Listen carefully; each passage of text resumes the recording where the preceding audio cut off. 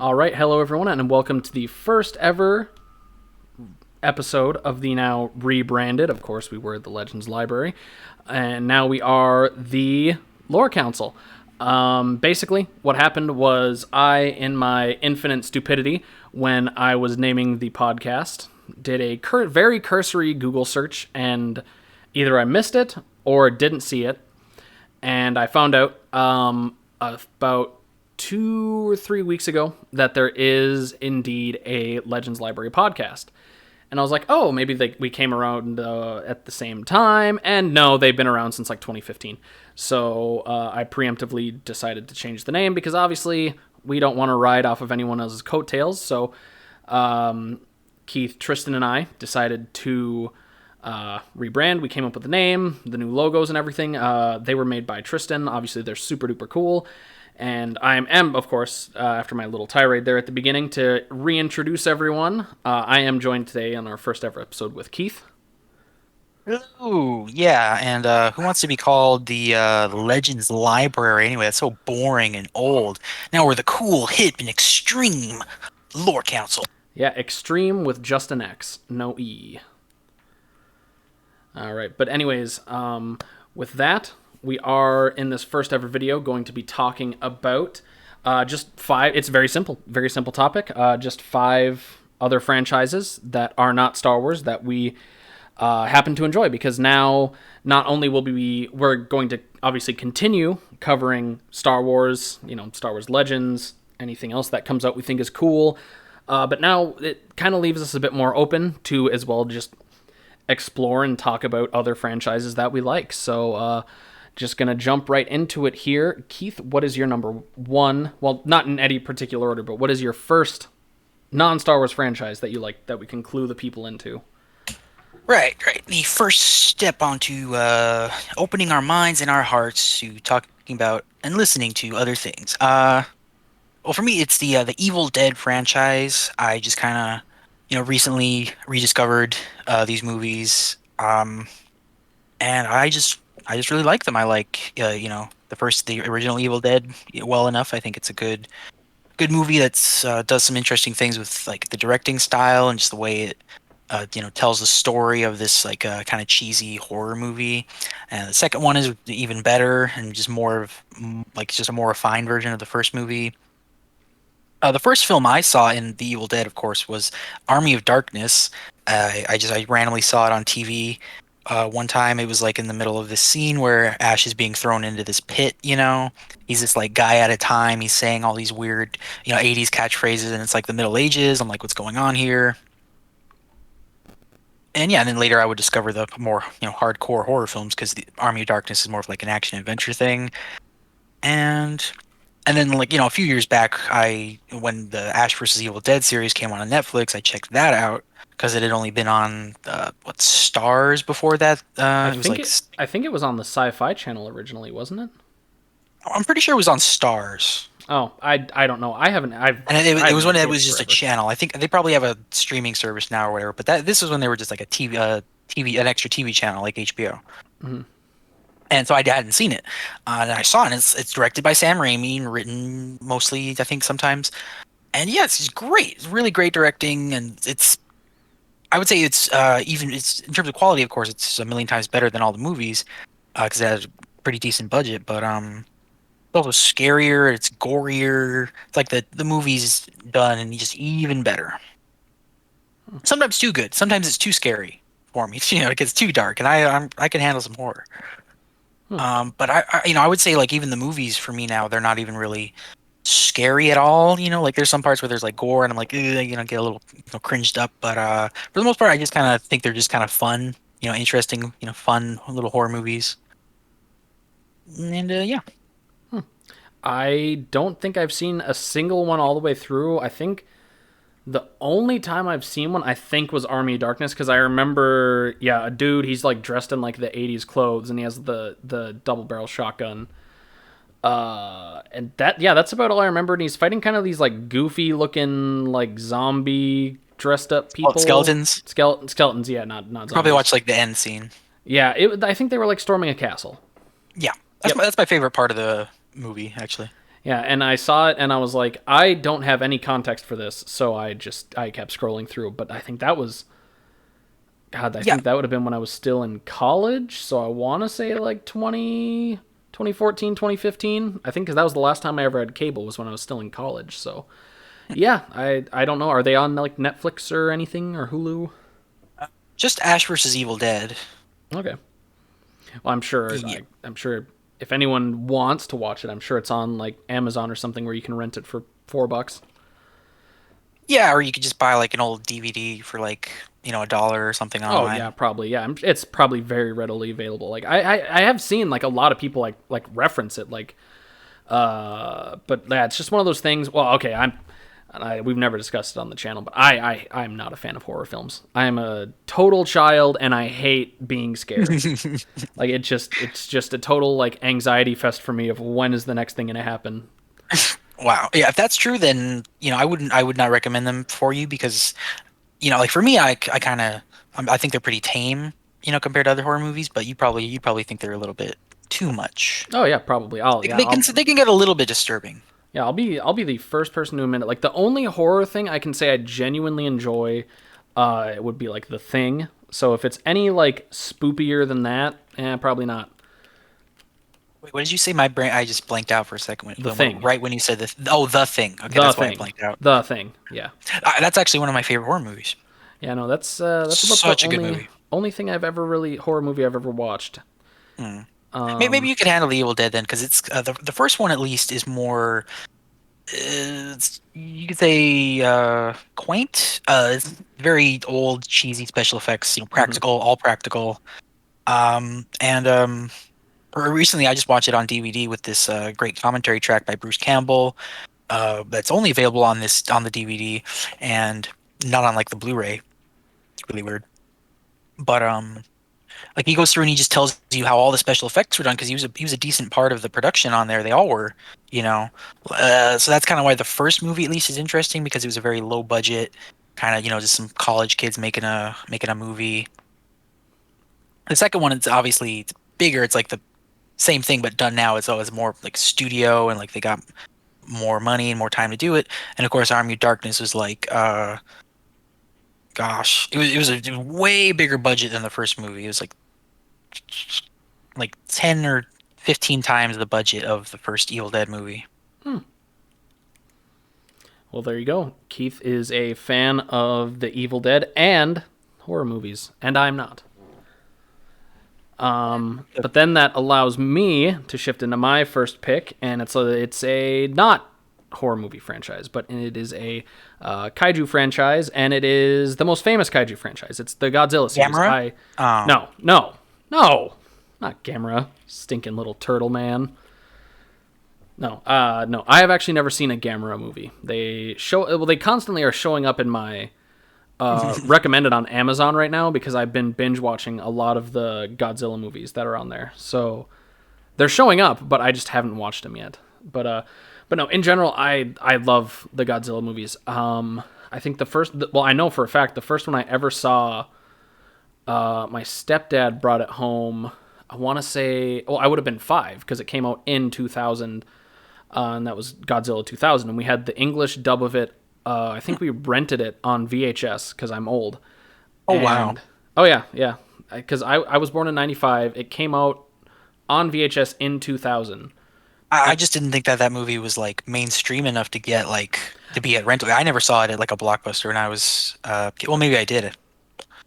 Oh no, like it got it got like it got like an English dub, and I think I want to say TriStar Films did like a cut of it where they cut some of like the more expository stuff out of the movie and kind of did like a little recut. I think they end up cutting like it's only like 10 minutes. The movie's still like an hour and Oh, 40 minutes long, but yeah, no, it's I've definitely seen the English dub. I don't know yeah. about which cut I saw.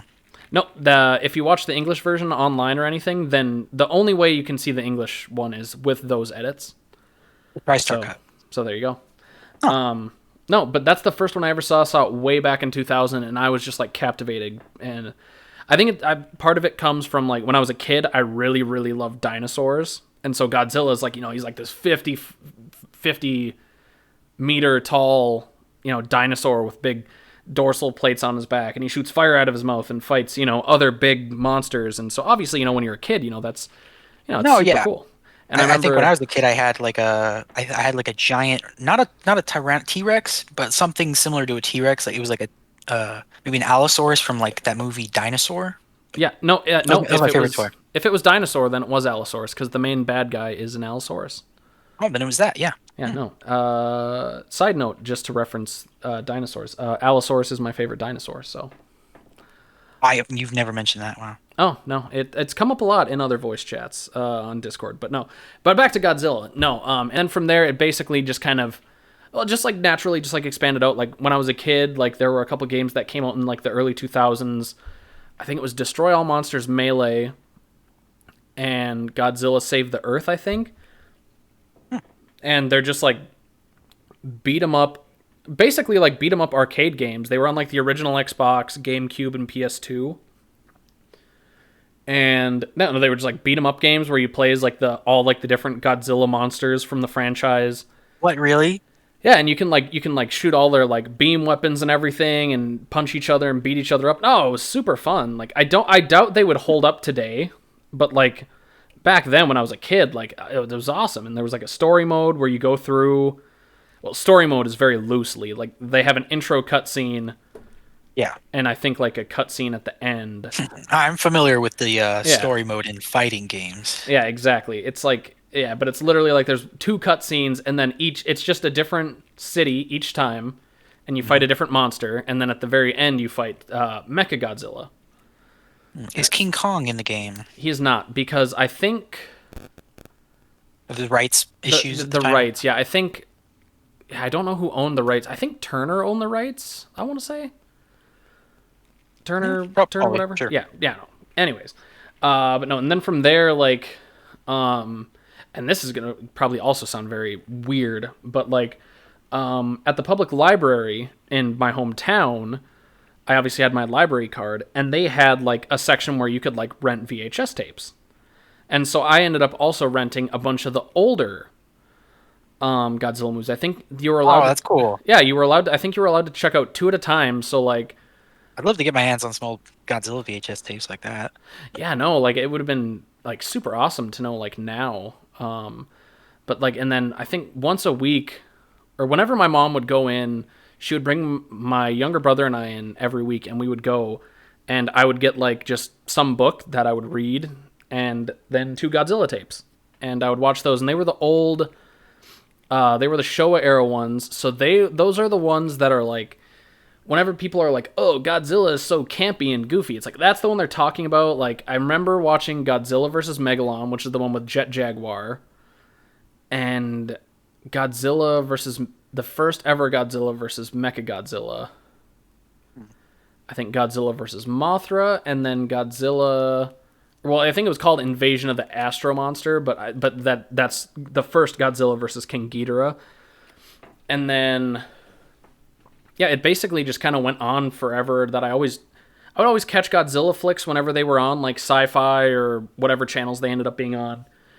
And then, like literally, just like a couple months ago, like a month ago, like I don't know why, I just like resurged back into it after I watched Shin Godzilla, which is the most recent Japanese one, and it was just like all like the feelings and all these memories just like came right back, and just like ever since then I've been like binging it, so it's definitely something I would as a kid, I don't know why I saw Godzilla stuff and it was just uninteresting to me. I just didn't.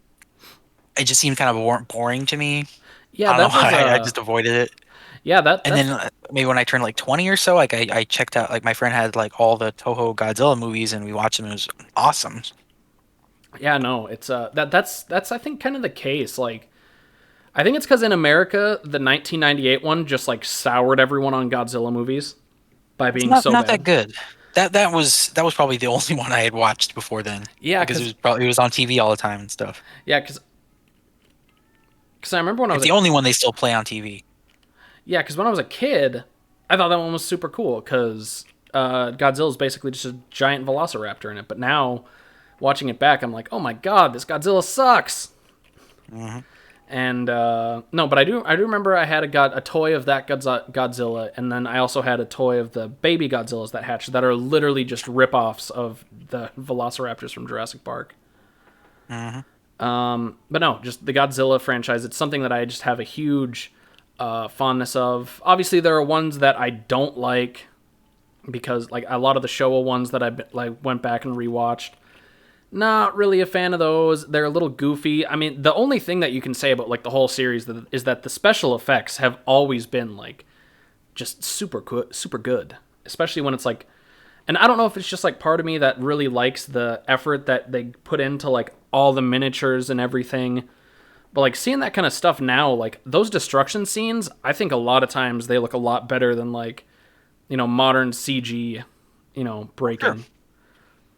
But that's kind of just the nature of that. They can do good with with the right directing style, like the Godzilla guy and Toho and them. Yeah, I like a lot of the model stuff. It does hold up, especially like stuff in like Godzilla 2000 still looks really good. Oh yeah, Godzilla 2000. I think besides when they do CG for the spaceship in it, I think Godzilla 2000 like still definitely holds up. Besides some of the CG they put in, but no, that does happen to be my favorite Godzilla design, but not so much my favorite movie anymore. Still huge nostalgia for it, but yeah, we'll definitely get into covering some Godzilla movies on this, and we can move on to Keith's other franchise that he likes is number two. Wait, there's only three real monsters, kid. Dracula, Blackula, and Son of Kong. But no. Tangent aside, my next franchise is going to be the BioShock franchise. Specifically for me, the parts I like is BioShock 1 and BioShock 2 and the BioShock Rapture novel. BioShock Infinite is fine. I'm just not a huge fan of it. Is it like the design of it? Because I know it's like radically different in like its design. No, it's just No. the way they decided to go with the story, and it's kind of a big part of the story. It's kind of weird. Like, Yeah, and isn't there a lot of weird stuff with like time travel, it's more like dimensions. dimensions? Oh It was the god, big thing, 2013, right? Everybody's doing alternate dimensions. gross. But yeah, so that they did that, and they brought that, like that's why it's called BioShock Infinite because infinite Infinite dimensions. dimensions. That makes sense. Yeah, Yeah, and yeah. To preface this before he gets into spurging on it, I have never played. I have never played a Bioshock game. tragic. Yeah, it's not that I don't think they're good or like interesting. It's just like I don't know. I think it's just one of those things where I never got into it, and at this point, I just probably won't. But maybe I will now. Well, basically the reason I like at least the first two games is the setting of Rapture, and it's just great. There's all this just great research that went into them building this city underwater. It's like this huge Art Deco you know utopia turned into a dystopia. I don't know if I should like spoil a lot. I guess the I know what happens in the games. Like I've seen videos on it. So oh, okay. Well, basically, the first game, of course, Andrew Ryan builds Rapture under the sea to basically escape, the atom bomb, the way he sees it. Like the world is, he literally, he literally like gets out like right at the start of the Cold War because he sees what's coming. The start, like meaning, like basically the end of World War II, right? He doesn't get out right then, but he starts, you know, building this city underwater, putting all his money into it and stuff. And a lot of this is detailed in the BioShock Rapture novel, which ties together the two games. Because the first game is its own story. It's basically the story of this guy Jack who goes into Rapture and he discovers, through audio logs and stuff like that, the story of Rapture and how it fell apart. And that happens, and then BioShock 2 takes place 10 years later and is like, okay, there's all this other stuff in Rapture. Like, there was, like, it retcons a lot of stuff, and by retcon, I mean it adds stuff. Like, it adds stuff to the Rapture lore, but it does it in a way where it fits and it doesn't contradict anything, which is the best way to retcon if you have to do it. And they were doing a sequel in BioShock, so I thought it was good. Some people have complained about the retcons in BioShock 2, but I never had a problem with them. Um, my only problem with BioShock 2 as a video game would be that the I'm not as big a fan of the level design. I just thought it wasn't as ambitious as the first game, maybe not as good looking either. That'd probably be my one complaint. But I love the lore and just the look, everything about the games. And of course, the gameplay, it's fun to play. You know, because of all these things coming together, you're able to feel immersed into this world of Rapture. Like everything makes sense in the game because it's all tied to lore. There's a reason for everything being there. Um, so much so that I thought it was perfect for like a D&D setting, because everything makes sense and is, so easy to interact with. So I did a little short run D&D campaign that maybe lasted 4 sessions, about like 12 hours or so. And yeah, it's a big fan of that world of Rapture. This underwater city hidden from the world like a modern Atlantis. Sure. And of course, like superpowers and being able to, do telekinesis and light people on fire and all that. Like all the gameplay stuff is cool too. Yeah, and yeah, it's kind of set in like it's got like the kind of like aesthetic of like the kind of like 50s, right? Yeah. Yeah, because the city was completed in like the 50s, so it stayed in that sort of Okay, yeah, aesthetic. Yeah. because I remember like the thing I always remember for some reason is the Thompson with the big drum magazine. Yeah. So that always kind of just like yeah, obviously like it's kind of like reminiscent of that, but yeah, I of For the course 40s, yeah. yeah, of course I am no expert on the game. So did you have anything else you wanted to add about it? Um, no, that's about it. Yeah. All right, cool. So moving on to my next one, I have well, probably I would say the most like popular comic book character. So I'm definitely not alone in liking this franchise, and that is the Spider-Man. Man, Spider-Man. damn it. But no, it's yeah, I've been a Spider-Man fan for like my whole life. It's probably the only thing I can think that would predate Star Wars that I've liked longer. Just I think when I was a kid. Like it was on Saturday mornings, back when Saturday morning cartoons were still like a thing. It was on Fox Kids, and yeah, it was the Spider-Man animated series that was going on in the '90s. And I remember I would just watch it all the time. And then I I have never saw that. you've never seen it. If you have Disney Plus, it's all on there right now. So Hmm. some of it is definitely dated. They definitely dress like they're in the '90s.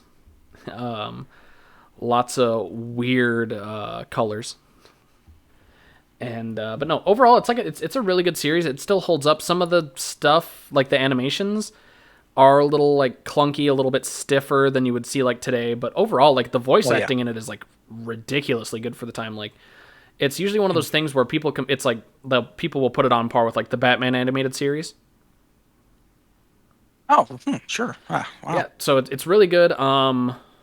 Yeah, I would definitely say give it a watch. But no, I've been Spider-Man fan forever. I have an aunt who she just does a lot of garage sailing. So like like anytime for like Christmas, birthdays, anything like that, any holidays, I would always get presents, and they were always like Spider-Man stuff. Like I always had like the web shooters that shot like the shitty like confetti, like Yeah. the little silly string web shooters.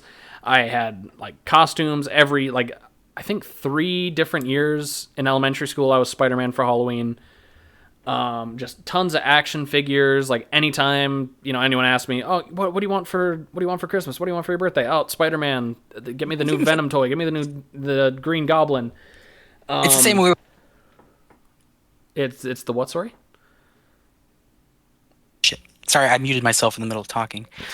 It's the same way with my family now, but with Star Wars stuff. Okay, sure, yeah, and like yeah, those were like my 2 biggest things, and no, but then it took me a long time to get into the comics because obviously, well, I'm from like West Central Minnesota, so like we a lot of small towns, and nowhere growing up did I live in a town that had a comic book store, so I was never able to get comics except again. Sometimes at the grocery store that my grandma would take me to when I would visit her, they would have Spider-Man comics, but then I would get like I would have like issue 400, and then like 3 weeks Oh, later I would have like one, and they're already done with that story and they moved on to the next one. So at my little like grocery store, they would for some reason they would sell these little dollar little like comic like pulp comic things that were like the old Spider-Man comics, Hmm. like the original ones. Like I got like issue number one of Spider-Man where he like fights Sandman and defeats him by like sucking him into a like a dustbuster. Yeah. And then the one where he like fights like Doc Ock. That's all I read as a Hmm. kid, and I read some at my my library in high school. Oh, sure. Yeah. Yeah. My high school never had any of those. But anytime like I would see like anything like related to Spider-Man, I would always like get it from the library. Like I know they had this one big, it was like a Spider-Man like encyclopedia, and I would rent that from the school library, and I would always get that. I know at one point we had to like write about a fictional character. I wrote about Spider-Man. But like I said, it took me I think until I was in college for me to get into like reading the comics, and I was so I was so I was such a dirt broke college kid that I couldn't even afford bi-weekly comics. So that quickly fell out. I think I only got maybe 5 or 6 issues into that run. It was right when they had rebooted it after the Superior Spider-Man, after they started back from number one. So that's when I got into that. Was in it for maybe 5 weeks. Missed a whole bunch of stuff, I think, for the next 2 years, and then I just got into it again in 2018 when they did Amazing Spider-Man 800 and then restarted the numbering, and now I think they're at 60. I want to say. I haven't been to the comic store this month, but yeah, I go in every couple weeks, and I'll pick up the Spider-Man stuff that comes out and read it. I really like Nick Spencer. I think is who is writing the current one, and it's really good. I think the art's really good, and it's just all good stuff. And there's obviously Spider-Man's been around since before my like parents were born, so there's no shortage of stories for me to read and talk about. So yeah, that's basically it. I think he's just a really nice, easy to relate to character, dude who's always down on his luck money wise. But yeah, no, I just think he's a really good character. Obviously, the movies, some I don't like, and some I do like. Right. Yeah, and the main way I'm into Spider-Man is the Sam Raimi trilogy, and I know that you don't like them. I'm not a fan. I think they're great. They're the main reason I like Spider-Man Yeah, and because I that's mean, what I watched as a kid. I will. Yeah, I definitely liked him when I was a kid. It's just one of those things. I don't think personally, and this is just me personally. How Me, dare you turn your back on yeah, them? no, How I think they're dare one of you? those things that like they didn't age that well. But I'll save my opinions for a whole nother video, and I can make half the Oh internet hate me. boy. So yeah. But no, before we get onto a side tangent with that, yeah, we can get to your number three. Uh, right. Yes. Number three would be I guess the D&D Forgotten Realms novels. And there's a lot, and specifically the Dritz, the focusing on like the Dritz character. There's a bunch of different books. There's like the Icewind Dale trilogy would be the most famous one. It came out in the 80s. It's written by R.A. Salvatore. Oh, really? Yeah, He wrote Vector Prime in Star Wars. yeah. He wrote most. He's pretty much written all the Dritz books. Oh, cool. Yeah, the character of Dritz Duorden. Pretty sure that's how it's pronounced. Is he a Um, dwarf? no, he's a dark elf. Oh, that sounds like a dwarf name, but yeah, No, he's accompanied by a dwarf whose name I can't remember because it's been a while since I read the books. sure. But my friend recommended them to me, and he told me to read them in a specific order. Basically, reading the what is called the Homeland trilogy, which is a sort of prequel to the Icewind Dale trilogy, but it came out after. But he was like, just read the prequels first, and the trilogy will make more sense. And you know what? He was totally right.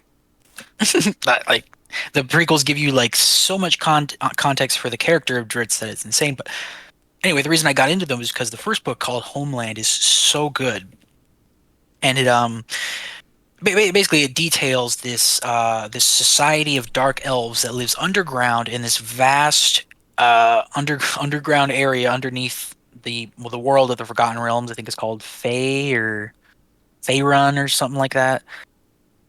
It's something like Faerun, something like that. I'm pretty sure. But it's this underground city called Menzo Branson, and it's It's like the way it describes it is just great in the book. It describes this beautiful city with all these, magic lights around it and stuff like that. And the Dark Elves are they're like a twisted society that worships, chaos and evil, and they murder each other for station and to get above each other and all that because they all worship this Spider Queen god who is the goddess of chaos. And the character Drizzt is born, and he's kind of this outlier. He's like this. He's not like evil like his other dark elf brethren. He's like just like a normal good guy, right? And he has to come to terms with that as he grows up in this city, and it's really cool. Well, I just saw just a little detail I thought was really cool is like the Dark Elves have this sign language that they use specifically to not be overheard when they communicate in the dark because Dark Elves they can see perfectly clear in the darkness. And they have these like cool lizards that they use to like, get through caverns and things like that. Like kind of like the lizard that Obi-Wan rides in episode 3. Okay, sure. I was gonna say, yeah, like do they ride the lizards or okay? Yeah, they ride them literally like Cool. that, but they can ride them like upside down on ceilings and stuff like that. Um, but yeah, that's just one part, and it kind of introduces you to this whole world, like you explore like the Underdark, like there's dark dwarves. They're called oh no sorry they're gray dwarves, and they're called Dwergar. So like mushroom people living in the caverns, things like that. And then I'm not going to spoil the story, but you eventually get to the outside world, and Drizzt is there, and you get to see how people react to him because he's a dark elf, and they have a reputation for being, evil, because they well earned it because all the dark elves are evil and kill people.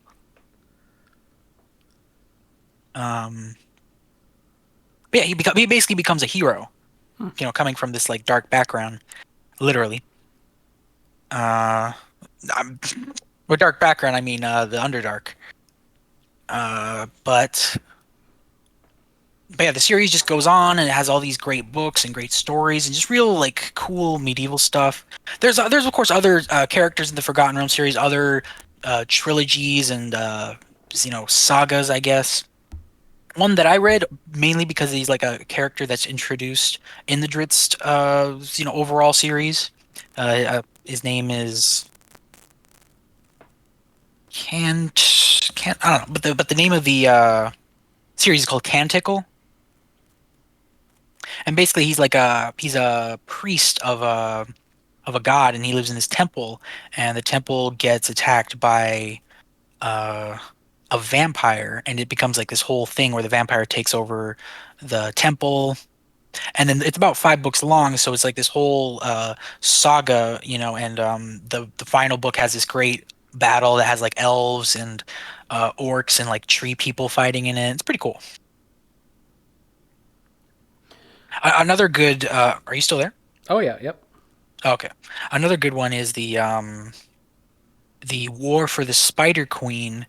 Um, I guess quintology. It's like 5 books also, but that one's really cool because it carries on the canon of what happens with the Dritz series, but it doesn't have anything to do with it, so you can just like read it as its own thing. And it just the main characters in it are dark elves, and they're evil dark elves. So it's just like it's a cool change of perspective in the series to be with actually following actually evil characters as they do, various uh, things that are not morally, good. And Sure. yeah. Cool. Yeah. Yeah, I know nothing about those as well, so you just keep picking these All right.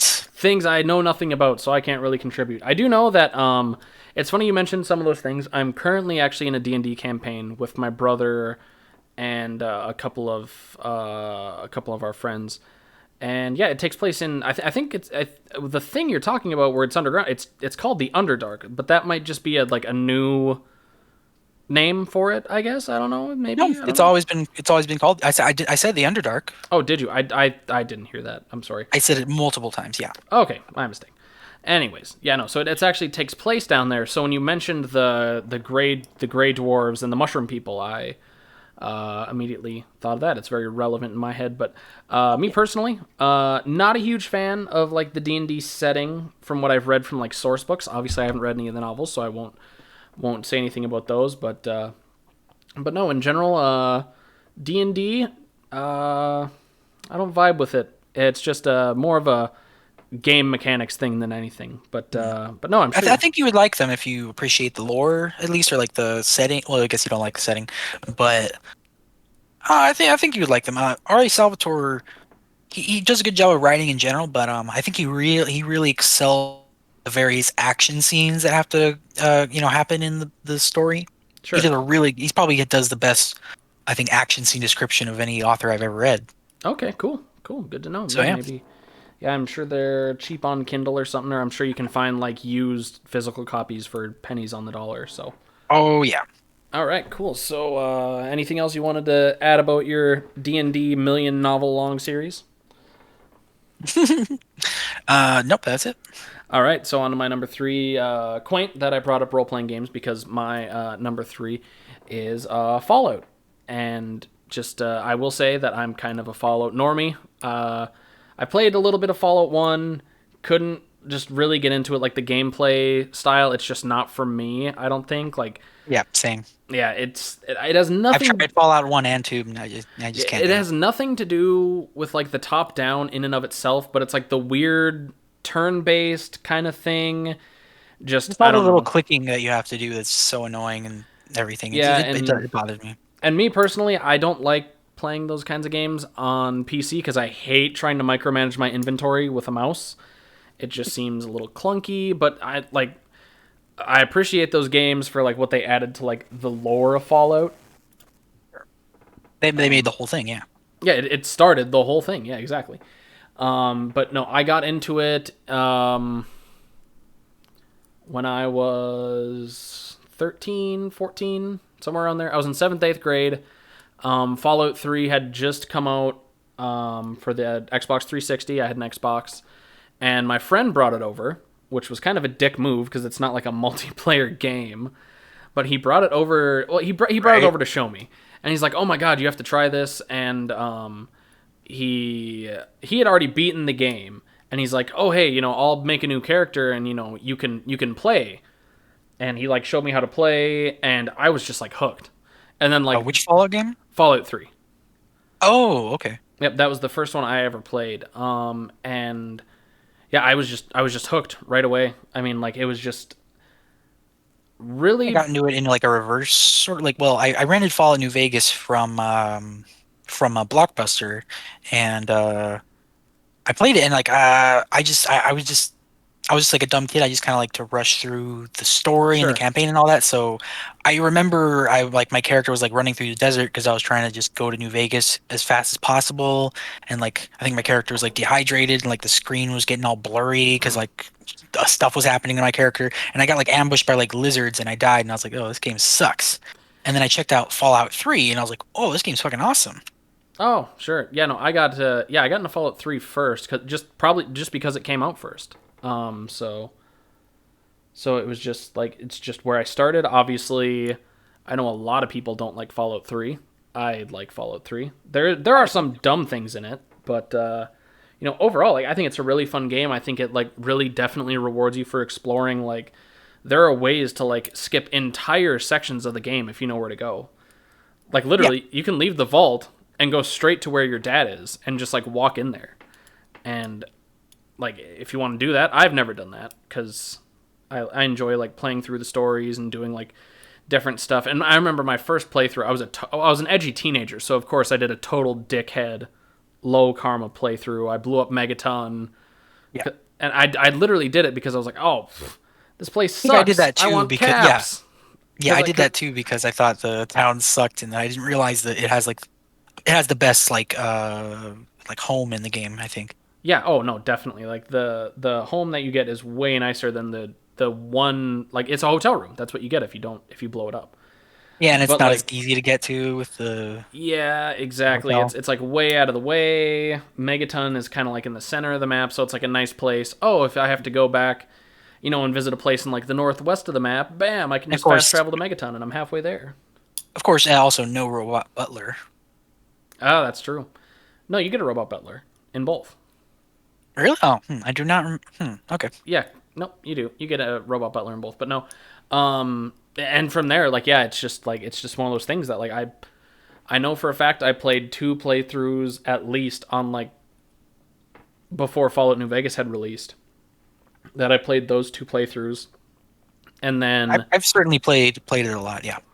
yeah, and then since then, obviously, I've done other playthroughs. I've played through, well, because I got the Game of the Year edition when I got it, because I think by the time my friend showed it to me, and then by the time I had gotten it, like a couple days later, it was already at the point where the Game of the Year edition had been released. Because I think we were about a year behind, I think, getting to it. So I got the Game of the Year edition, so it came with all of the DLCs, which was really, really cool. So I got to play through all of those. I remember I hated Mothership Zeta because I Yeah. was too low of a level, so I kept getting killed. Oh, oof. And then I thought the pit was just okay, but then obviously, the big selling points for the DLCs are Broken Steel because then you can continue playing after the story's done. And Right. Yeah. You can then finish the game. Yeah. yep, and then Point Lookout, which is like a super cool atmospheric like just place to go, like really swampy, like Yeah, the really story's just not good though. what's that? The story's not too good though, Oh and there's no, not there's not much to do there. the story is weird, but just like I don't know, the side quests there I think are a lot better. Like the little exploration things you can do, I think that really makes Point Lookout. And then obviously, the main story is it's good. Forgot I about think it's good. you It's forgot got about the what is it? Operation Anchorage. oh yeah, Operation Anchorage. That's another cool one. I don't know how I It's could not skip that one. amazing, but it's just cool from like a Well, lore kind of yeah, I was perspective, gonna I say guess. like from a lore perspective, and I think just like getting to like do that, I think was really cool because obviously going into it, I knew nothing about the world, like the lore. And I think it was after I'd played New Vegas is when I kind of more got into that. But no, like I only knew what was in the game that I found, which my first couple playthroughs I don't think was really a lot. So like seeing like, oh, there was this war in Alaska between China and America over like the last drops of oil on like the planet. So I thought that was pretty cool. Like that was a really fun playthrough. It was the first DLC I did actually, because I think Yeah, that's the one you're supposed to do first, because then you get the badass armor for the rest of the game. yeah, true. But no, so I really overall really liked Fallout 3, and then New Vegas came out and just like improved on everything Fallout 3 did. Like the skills were integrated better, your special attributes, they were integrated into the game better. The whole system worked better. Like the guns are not great by today's standards, by no means. Like Yeah. it's not like Call of Duty or anything, but like compared to Fallout 3, it's like night and day. Just all that, like the ability, like the skills, like I said, they were like streamlined and improved. And the perks were way better, way cooler, more in depth. You could actually build like an overall better character. Yeah. And then the story with like all the different branching things with all the 4 main factions. I remember my first playthrough sucked because I did a playthrough where I think I know I did Mr. House because he kept paying me a shit ton of money every time I did something. So I was like, nice, nice, making a bunch of money in New Vegas. And then I ended up killing the boomers. Um, and then I think I basically just killed everyone else. And it was just like a really depressing ending because anytime something came up on the slideshow, it's like, oh, the boomers were all fucking murdered and now they don't exist. Oh, the so and so, oh, they were killed. Oh, the Brotherhood of Steel, yep, killed. Everyone died. And so it was a really crappy ending. I remember my character build was awful because I'd still at that point I think I would have been 15, 15 I think. And yeah, my ability to build a character, like I didn't know what I was doing. I was a dumb Right. kid. I saw guns. I was like, cool, only level up guns. You And fool! then You didn't realize you could just take all your points out of charisma and put them anywhere else. yeah, I didn't know that. Yeah, so like my character build sucked. And then I remember I got to the final fight with Lanius, and I got my ass kicked, ass kicked, ass kicked. Finally reloaded an earlier save, and basically just did side quests until I could get my speech to 100, Right. and then just like talked them down. But that I think that's really cool. It's something like a lot of games I don't think really do anymore, where like you can do a straight up charisma build where you talk everyone down. And yeah, it's the most boring way to play the game, but you can do it. Like, it makes it very easy to like accommodate all those play styles. Like, oh, do you want to role play as like a super smart dude with like 10 intelligence but then like 0 strength who has to exclusively use guns? Like, yeah, you can do that. You want to do the inverse and do a giant meathead who beats people to death with a sledgehammer? Yeah, you can do that too. Yeah, it adds a pretty decent amount of role play for you. And Oh not yeah. just like role play where you gotta pretend in your head that you're doing something. The game actually allows you to role play. Yeah, no, Um, and I think the brilliance between with 3 and New Vegas and I believe the first 2 is that your protagonist is not voiced, which helps so much with immersion. It helps so much with like yeah, the yeah. it You can allows you imagine to how the way you would say the lines. yeah, exactly. And then it also allows you to read out every single thing instead of like yes, Hmm. no, Right, sarcastic yes, maybe. right.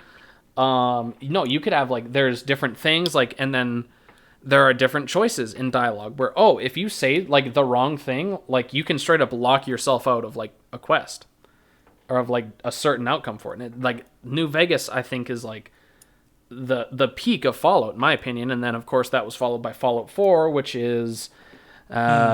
yeah, not my vibe. It's probably the most just okay. Well, okay, gameplay wise, like the Gameplay is gunplay, fine. It's the fine. gameplay is great. But then like story wise, big Not as good. downgrade. No. Your choices don't matter. Like The I think the main reason Fallout New Vegas's story was so good is that it was laser focused. Because pretty much anybody you talk to in the game would bring up the Legion, the NCR, or whoever, and they Mr. would complain House, about them and they would yeah, tell you their point of view on it. Like you talk to a character and they say like they tell you a story or they'll say some bullshit opinion that they have like a real person would. They don't just give you a dumb answer, like a dumb yes or no answer, right? yeah, no, And but like it's all laser focused around the factions and the story and the world building, and that's why it works so well. yeah, and they definitely nailed down like that, like because especially like different regions like have different opinions on like the factions in New Vegas. Like if you go to the Great Khans, they're like, "Oh, fuck NCR. Fuck those guys." And then, if you talk to NCR people, they're like, "Oh, I fucking hate the Brotherhood of Steel. Like we had to fight a war against them and all that." And then you get up to like Freeside and people are like, "Oh, I hate that the NCR is trying to like annex us, but oh, it's better than the Legion cuz everybody hates the Legion." Yeah, the story being so good just comes down to the characters and them giving their opinions and stuff like that, Yeah, and like having shit to complain about. yeah, all the dialogue choices, and then yeah, like there's plenty of role play for it. And then Fallout 4, you're locked No, into a backstory for your character, which I guess happens in Fallout 3, but it's a lot it kind of less. happens in New Vegas too. Well, New Vegas, it's you're a mailman who has been to the You are Divide. the courier. You're the courier, yeah, but it makes it a lot easier to role play because the courier, like, they don't know diddly squat. You know, Yeah, yeah. Character wise, you could be anybody. yeah, like you could be a courier, but also be like a meathead, one intelligence melee build Yeah, courier. or maybe you weren't always a courier. Yeah, you were I don't know, a prostitute. I don't know, male hooker. What did you think about the long what is it, the long divide or the long road or whatever it was? The Lonesome Road? Lonesome Road, the last DLC. No, I love, and that's the thing. Like the Fallout New Vegas DLCs, I think they're all hits. There's no misses. I think that gameplay wise, they ramped up the difficulty too much on some of them. Like Old World Blues and Lonesome Road are like way difficult if you're not like at or above the level cap. Yeah, Older World Blues is a bit of a clusterfuck. Yeah, I really like it just because of like the goofy like aspect to it. Like it's not like an overly serious one compared to Yeah, like for me it just gets kind of tiring after a while because you're just like killing lobotomites and the sure. Yeah, other stuff. And it's not that fun to explore, none of the enemies really have like a character. Yeah, Yeah, yeah, because really the only other characters in it are the doctors and then Doctor Mobius. yeah. There's like no NPCs to talk to or anything. Like yeah. Well, there's the toaster. Oh yeah, but besides the ones in your little area, I Yeah, like no, a lot of stuff about it. But yeah, it's fun replay after gameplay replay, wise. it goes down a bit. Yeah, like it's definitely one that I save when I do my playthroughs. But then there's like Dead Money. I love Dead Money. Like the whole Dead heist. Money's Yeah, fantastic. Yeah, I know a lot. Dead Money's kind of divisive. It's kind of either a love it or you hate it type of one. No, it has the best atmosphere of any Oh of the yeah, it's DLCs. it's it's awesome, and I love the whole kind of like Ocean's 11 type thing. You got to put the crew together. You know that the whole DLC is basically just like a reference to BioShock. Oh really? I did Yeah, not the, know the that. style the style of the villa and the way it's like kind of its own little sealed off thing, you know. There's even like a poster at one point you can see that says like Levine in it, which is like the last name of the director of BioShock. Okay. Oh, that's cool.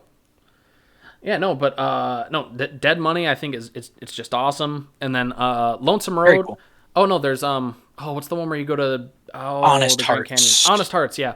That one I think is the story is a little meh, but like the atmosphere of it and like going to like because you go from like brown Mojave Desert to like Right. green lush Grand Canyon, and I think it's just really cool. Definitely at the time it was a nice surprise, you know, like that they did such a good job with the environment on it. Oh And it yeah, was so definitely. different. Yeah. And I remember the first time I saw the skybox and I looked at the stars and I was like, "Whoa, it looks really good." Yeah, no, it's really good, and I think there are weather effects because it can rain there.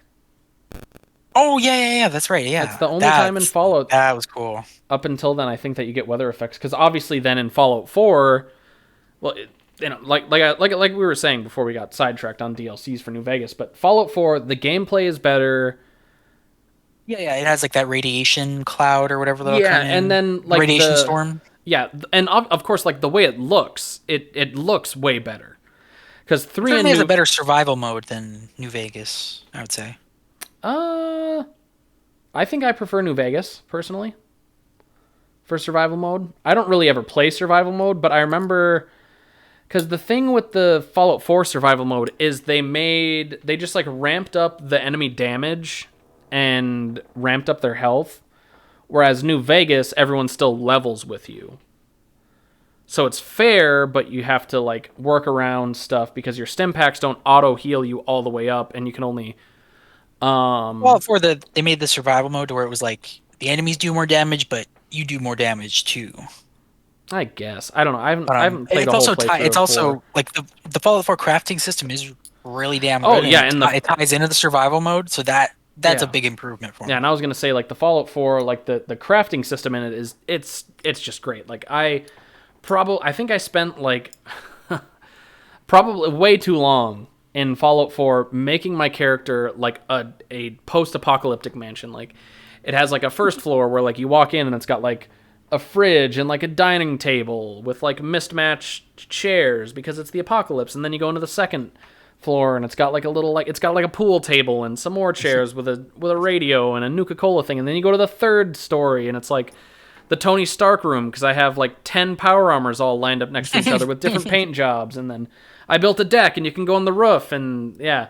But then no, Fallout 4 the story I think it's just so weak compared to Yeah, 3 in New Vegas. It's and that's kind of a big part of Fallout story. that's like supposed to be the big selling point. It doesn't matter if your gunplay and your crafting is super good and super smooth. If your story sucks, well, that's what everyone's going to remember. And then the DLCs, I remember they were all underwhelming. I remember everyone loves Far Harbor. I didn't care for it that much. Nuka World sucked. I had stopped playing it by that point. I Yeah. just didn't care. Well, I remember for I don't know why. I think someone at the time had gifted me like a Xbox gift card, so I bought the season pass.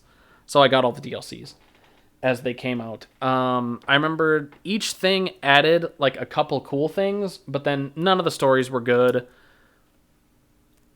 And overall, Fallout 4, it's probably the most like 5 out of 10 game ever. And then Fallout 76, I'm not even going to talk about it because I never played it because I never had a want to because I don't want to.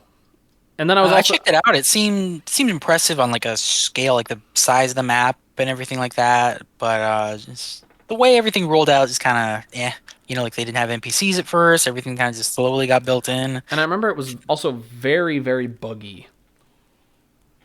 Yeah, yeah. There's a decent amount of bugs. It was not ready for launch. Yeah. Well, and the other thing I was going to mention about Fallout 4 is that they completely stripped back the skill and the special and just dumbed it down way too much. And then they also like just butchered the dialogue, which we'd kind of mentioned with the yes, no, sarcastic yes, and then Yeah. maybe I parentheses would say yes. the perk system is different, but it's still pretty good. It still lets you create a character, at least combat wise, that you can roleplay as. Not so much, the like the other way role playing, the dialogue and all that. But certainly combat wise, you can definitely roleplay a character Well, pretty you well. can. I wouldn't say you can role play a character, but more you can like, Or have a combat different choose. yeah, have like Sure, different why not? combat styles. Yeah, yeah, Sure. but there's never really any sections where like you can completely skip like, large sections of a quest by having like a high speech skill and all that. And I don't know, it just they even the perks I think are just dumbed down too much because there's no skills. It's only special. So Definitely the writing just wasn't as good no, as it's New Vegas, definitely maybe not even as good as Fallout 3. no. I would definitely say in the way of Bethesda Fallout's, it's definitely New Vegas 3, 4, and then 76 way way like 6 feet under. But no, and then even like the like other lore, like that's where I kind of talked about from 1 and 2. Like I love reading about it and love reading about the history of this weird world where everything runs off like Tesla coils because something. It's one of those weird butterfly effects where I don't remember what it is, but something in the Fallout world wasn't invented, and that's why The every crap, yeah, no, it's like the computer processor or the it's yeah, it's I don't remember what it is. It's like a really small change, but something around like World War II time never got invented. So that's why everything is stuck in kind of like the 50s, like kind of aesthetic, which I think is yeah. it's like a really cool thing and it makes sense. Well, maybe it doesn't make sense. I'm not a scientist. It makes sense to me.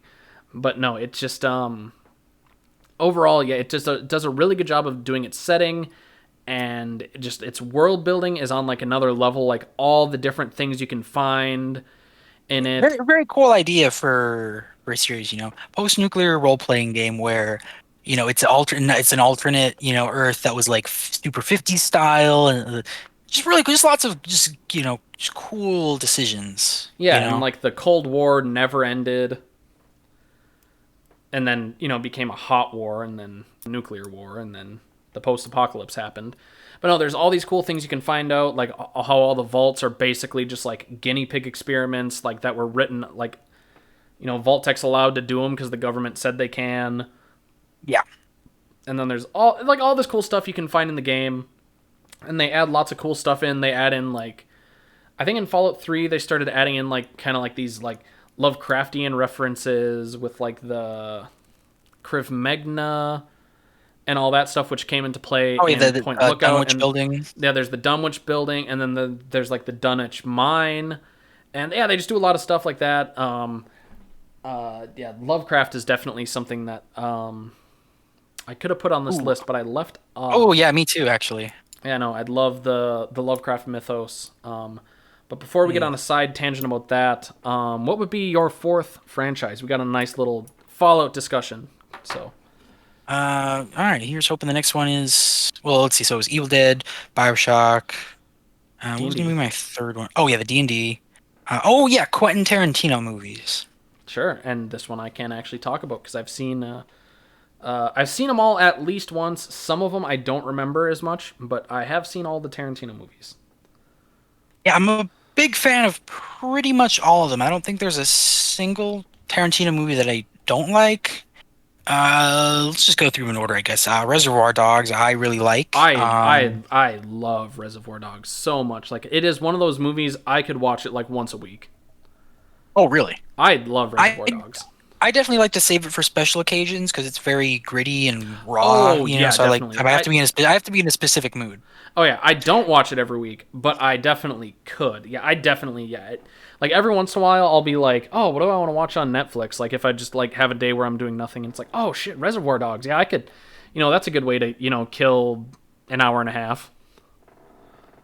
It's a So, really good movie that could maybe be, almost be a stage play if you worked around it a little bit. oh, probably. Oh yeah. But I do like the little vignettes, the little, side flashbacks or whatever. I'm not gonna spoil anything, but yeah, It's a really good movie. Good, great. It's a great crime movie. That almost seems like it could, seems like it could have come from, Scorsese, but it didn't. It came from, this guy, this random guy who's. Yeah, and I think it definitely came up about kind of like in the early '90s, late '80s. That was definitely like a golden age of like kind of like mobster kind of flicks. Oh yeah, So it yeah. Casino, definitely fits in. Goodfellas, sure. Mhm. But yeah, so Reservoir Dogs, and of course we have Pulp Fiction, which is just like probably the most famous one. It's been referenced a million Oh, times and definitely, everything. definitely his most famous one. I would say the only one that I think could really touch it popularity wise would probably be Django. For about, but it's not as iconic Oh no, definitely not. or But as I'm saying quotable. like, yeah, Like, like you could have people dress up as, Pulp Fiction characters and you would know who they were. oh But yeah, if for somebody sure. dresses up as like somebody from Django Unchained, like who the hell is that? It's a cowboy guy? Well, yeah, you would just. Well, I guess if you dressed up like Vincent Vega, you'd kind of just look like a dude in a Uh, suit yeah, but it's with like long that hair. classic black and white suit. Yeah, Um, yeah, I guess this is going to turn into a review of every Tarantino movie, but I like Pulp Fiction a lot. It's very enjoyable. That's one of those movies I don't have to be in a mood to watch. I can just hmm watch it anytime. It's not always going to be good. I love the structure and just Tarantino's dialogue is so good, you know, because it's realistic. It's like the way a real person would talk. And some people say, "Oh, it's not naturalistic. It's like it's not."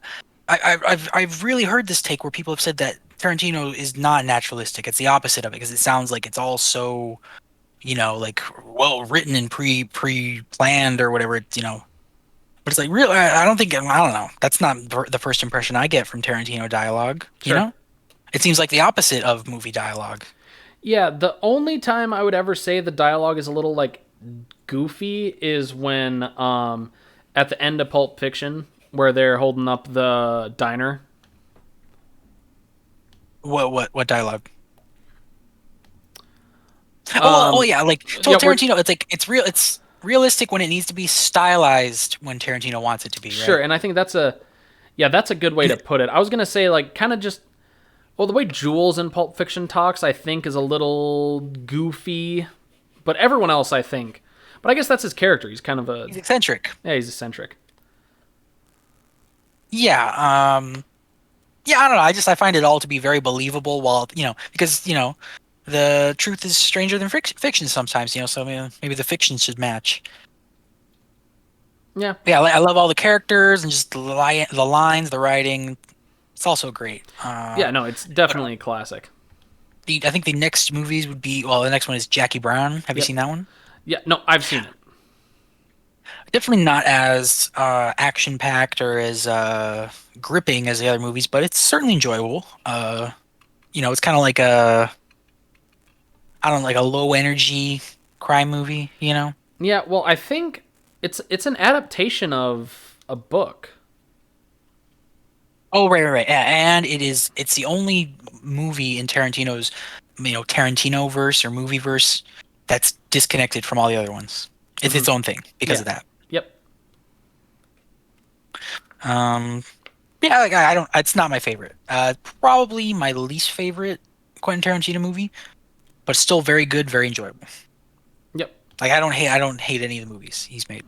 Yep. And then obviously there's Kill Bill 1 and 2, Yeah. which Also ones that I'm not crazy about because I know a lot of Tarantino fans would say that those are their favorites, but me, they're probably again they're down there with like Jackie Brown because they're not. I don't know. yeah, see if I'm in the mood for Kill Bill, nothing else is going to scratch that itch, but it's something that like cuz I think I was going through either Netflix or Prime yesterday just like looking for something to watch cuz I didn't have anything to do yesterday, just like a lazy Sunday. And I was like, "Oh, it's Kill Bill." I could watch those, but then I ended up watching something else. So, no, but I think they're the definitely, most like superficial of his movies. Like they're more about fun. It's like a fun yeah, action it's movie. definitely something. Well, okay, I was gonna say you, I don't know, and that's the thing. Like, just I think it's where Tarantino goes over the top with like the blood and guts, Oh yeah. because like in Pulp Fiction, it's not like constantly Kill Bill. It's like, oh, dead, dead, dead, guts, blood and guts everywhere, fight scene, fight scene, fight scene. Right. It's more like a reference to like the cheesy Yeah, like blood effects of like old kung fu movies and yep. And I stuff. was gonna say it's definitely just more of akin. Like those two movies are just like they're kind of his like riff on like a kung fu movie, and like they're Yeah. fun. But if they're on, it's one of those things. I'll watch them if they're on TV.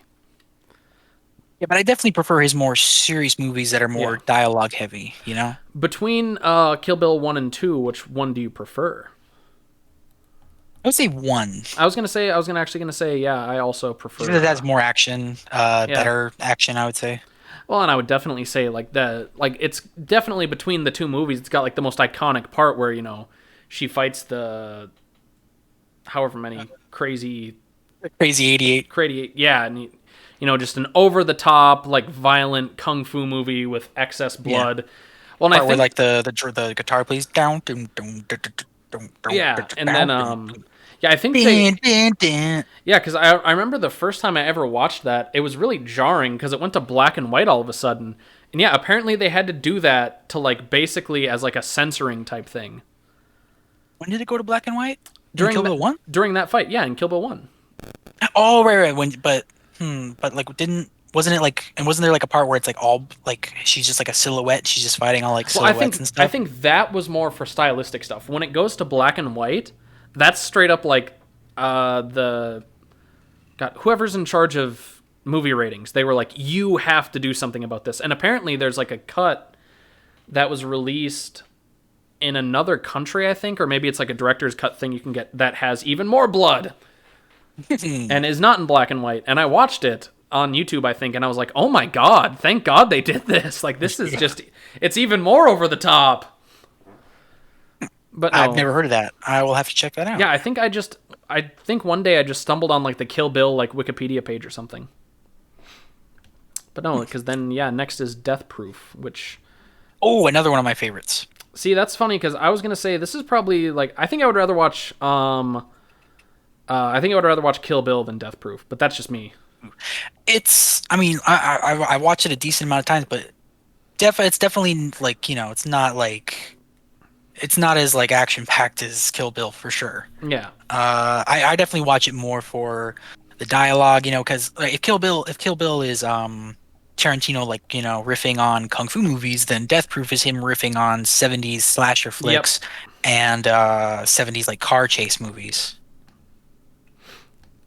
Which I'm all for because I love 70s aesthetic and everything, and the in the first part of the movie I think at least is filmed in Austin, so that's great. Okay.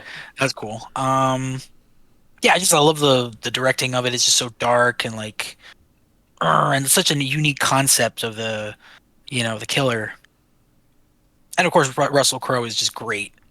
Yeah. Oh, yeah.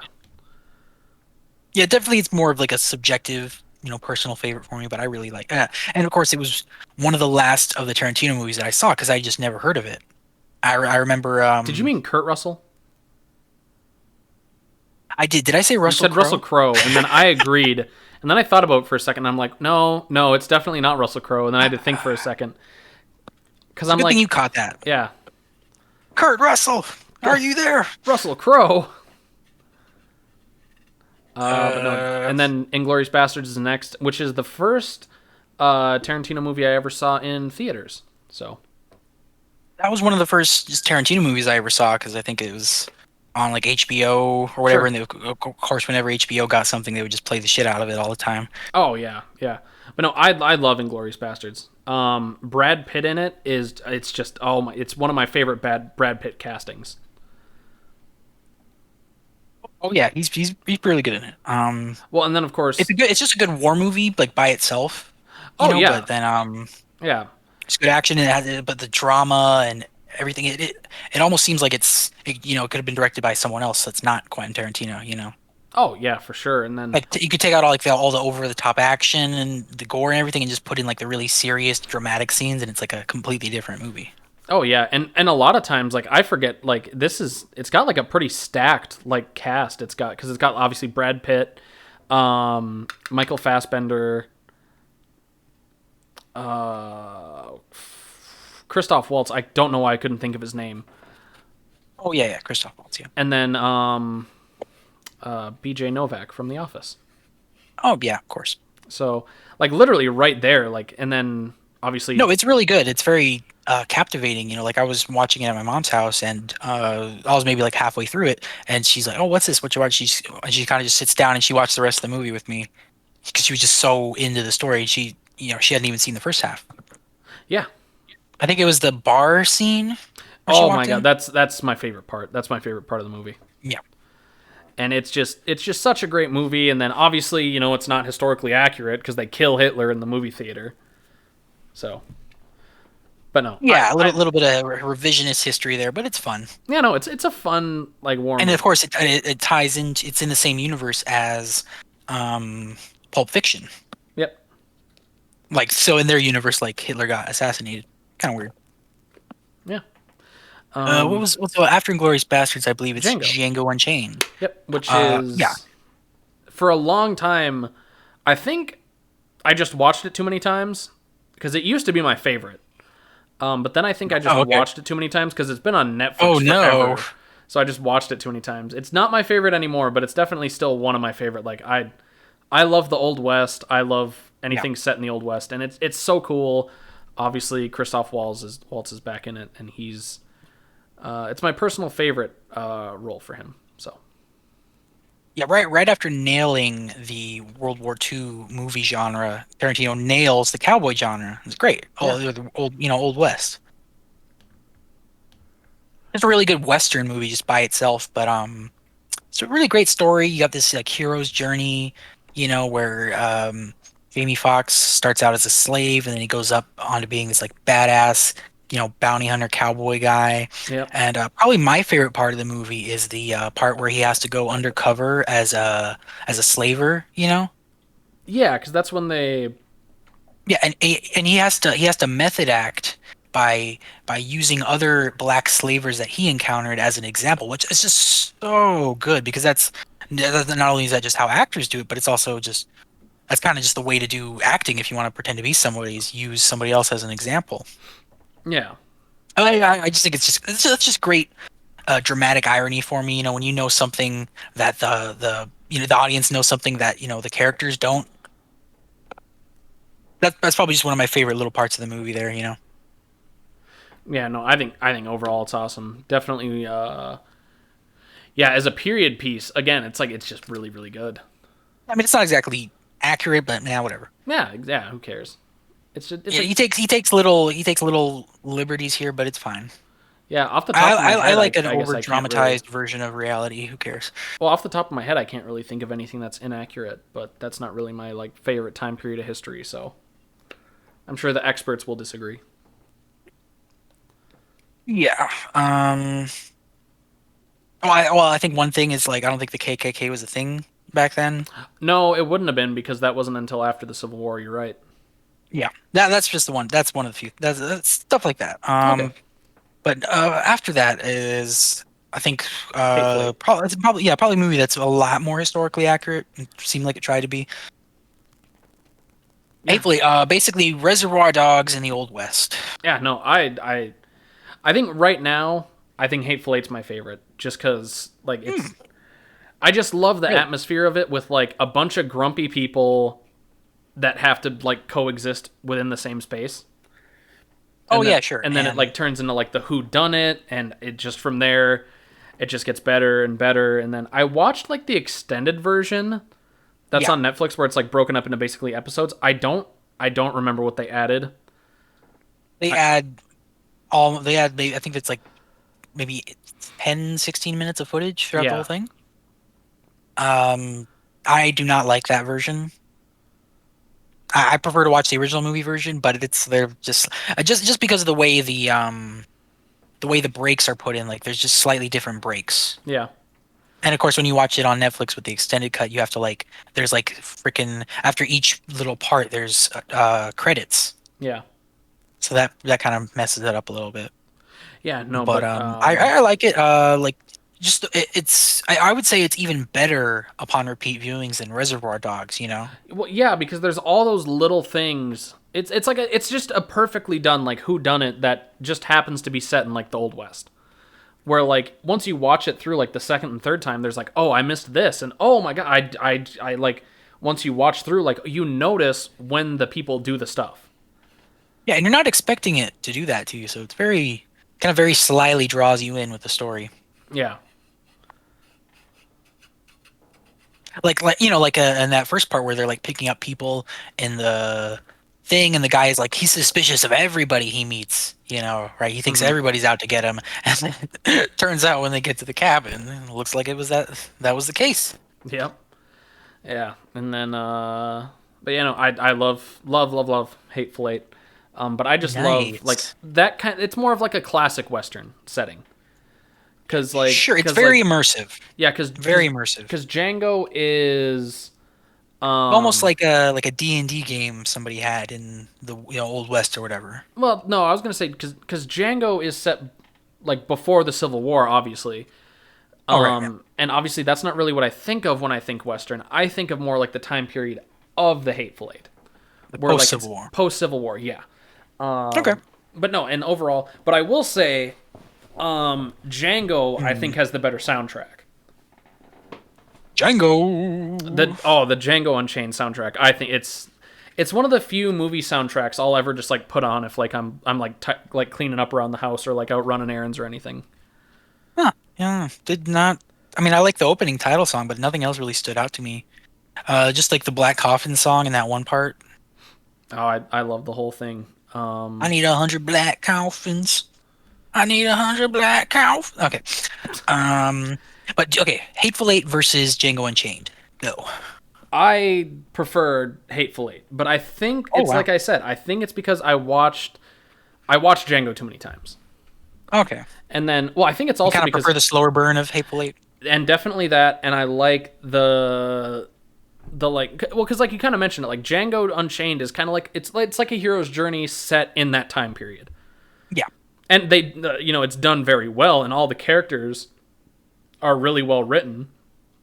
Um, but I think Hateful Eight, just like with like the Who Done It, with like the backdrop of the Old West, like nobody's safe. You don't know who does anything your first viewing, and I think just like it ramps up, goes up, up, up, up, up, up, up, and then you get those flashback bits that explain everything, and I think it's just great.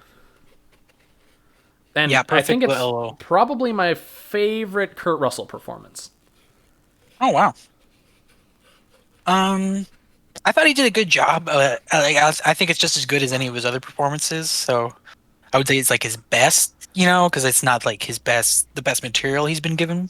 Well, I kind of say I don't know. I like him in Death Proof because he gets to be this like weird like killer guy. sure.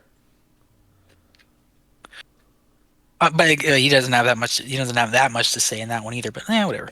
Um, but definitely more of like a gritty, dark Yeah. performance in Well, Death Proof. I think just because of Tombstone, I like any time Kurt Russell's in the Old West. Oh, I haven't seen that. Oh, you have not seen Tombstone? It's No. probably like the most famous Western, I would say. I've, I feel like I've heard about it, but I've just never seen it. I think it's on And I did not Amazon. know Kurt. I didn't know Kurt Russell's in it. So Oh, no. He is like the well, I think it's yeah, he's the star. So, he's Wyatt Earp. wow. Because I think it was originally for like a piece of trivia. I think God, he was going to who was it? Kurt Russell was originally going to be in another Tarantino movie, but he couldn't be in it because he was in Tombstone. I think it might have been Reservoir Dogs. But Maybe it's Pulp anyways, Fiction. well, Maybe it's Pulp Fiction because Reservoir Dogs is kind of. I mean, you got a few big names, yeah. yeah. Um, but what were we talking about? Probably moving on to Once Upon a Time in Hollywood. Oh yes. Oh yeah. Another one of my favorites now. I watched it like I don't know, like 3 or 4 times by now. Oh wow, it only came out in like 2019, so I don't even think it's been out for 2 years because I think it came out in like summertime of 2019. So Well, I bought the Blu-ray like I don't know, maybe 6 months ago or whatever. But I've already watched it like a bunch of times. hmm. Yeah, I kind of had to take a break from it because I'd watched it too much, but eventually I'll get back to it. Kind of just one of those movies you can just put on just for the soundtrack. At least for me, I just really like. Oh, it's one of my favorite eras in all time. The era like right between the '60s and the '70s, the late '60s, early '70s vibe is just so cool. I love it, especially in the Hollywood setting. It's really cool. You get to see all the old signs and everything in the movie. I would say the story was kind of, yeah, it's more just about the scenes and watching the characters and all that. Robbie gets kind of wasted, but whatever. I actually, um, I didn't know too much about the Manson murders or whatever before watching the movie, so I wasn't like expecting anything because I didn't know Oh, that she was like the girl that got like murdered while she was pregnant or whatever. hmm. I kind of knew something happened. I knew something happened in Hollywood with Manson, but I didn't know the details. And then I talked to my mom about it later, and she told me, "Oh yeah, yeah, it was this whole thing." So yeah, so I guess not knowing that kind of, I just thought she was like a famous girl or whatever, and she was gonna come into the story or something. I don't know. What did you think about it? Oh no, I've only seen it two times, but no, I really like it. Brad Pitt and Leo DiCaprio are like two of my favorite actors. So, Oh yeah, they had good chemistry. oh my god, it's just awesome. They're just really good. Leo did really good. He did really good. Yeah, well, he's always good. But no, Oh, I would say it's one of his best performances. oh, for sure, yeah, definitely. Um, yeah, I should probably go back. Him playing an actor is one of his best performances. Yeah, but no, I really like it. I should go back and watch it. Um, but I think I read a. Really good. There's little details you'll notice, like him, like he has this little stutter, when he's not on camera. Mhm. Like in real, like whenever he's just talking normally, people, he has a bit of a stutter that he lets out. Okay, cool. Yeah, no, I think I remember.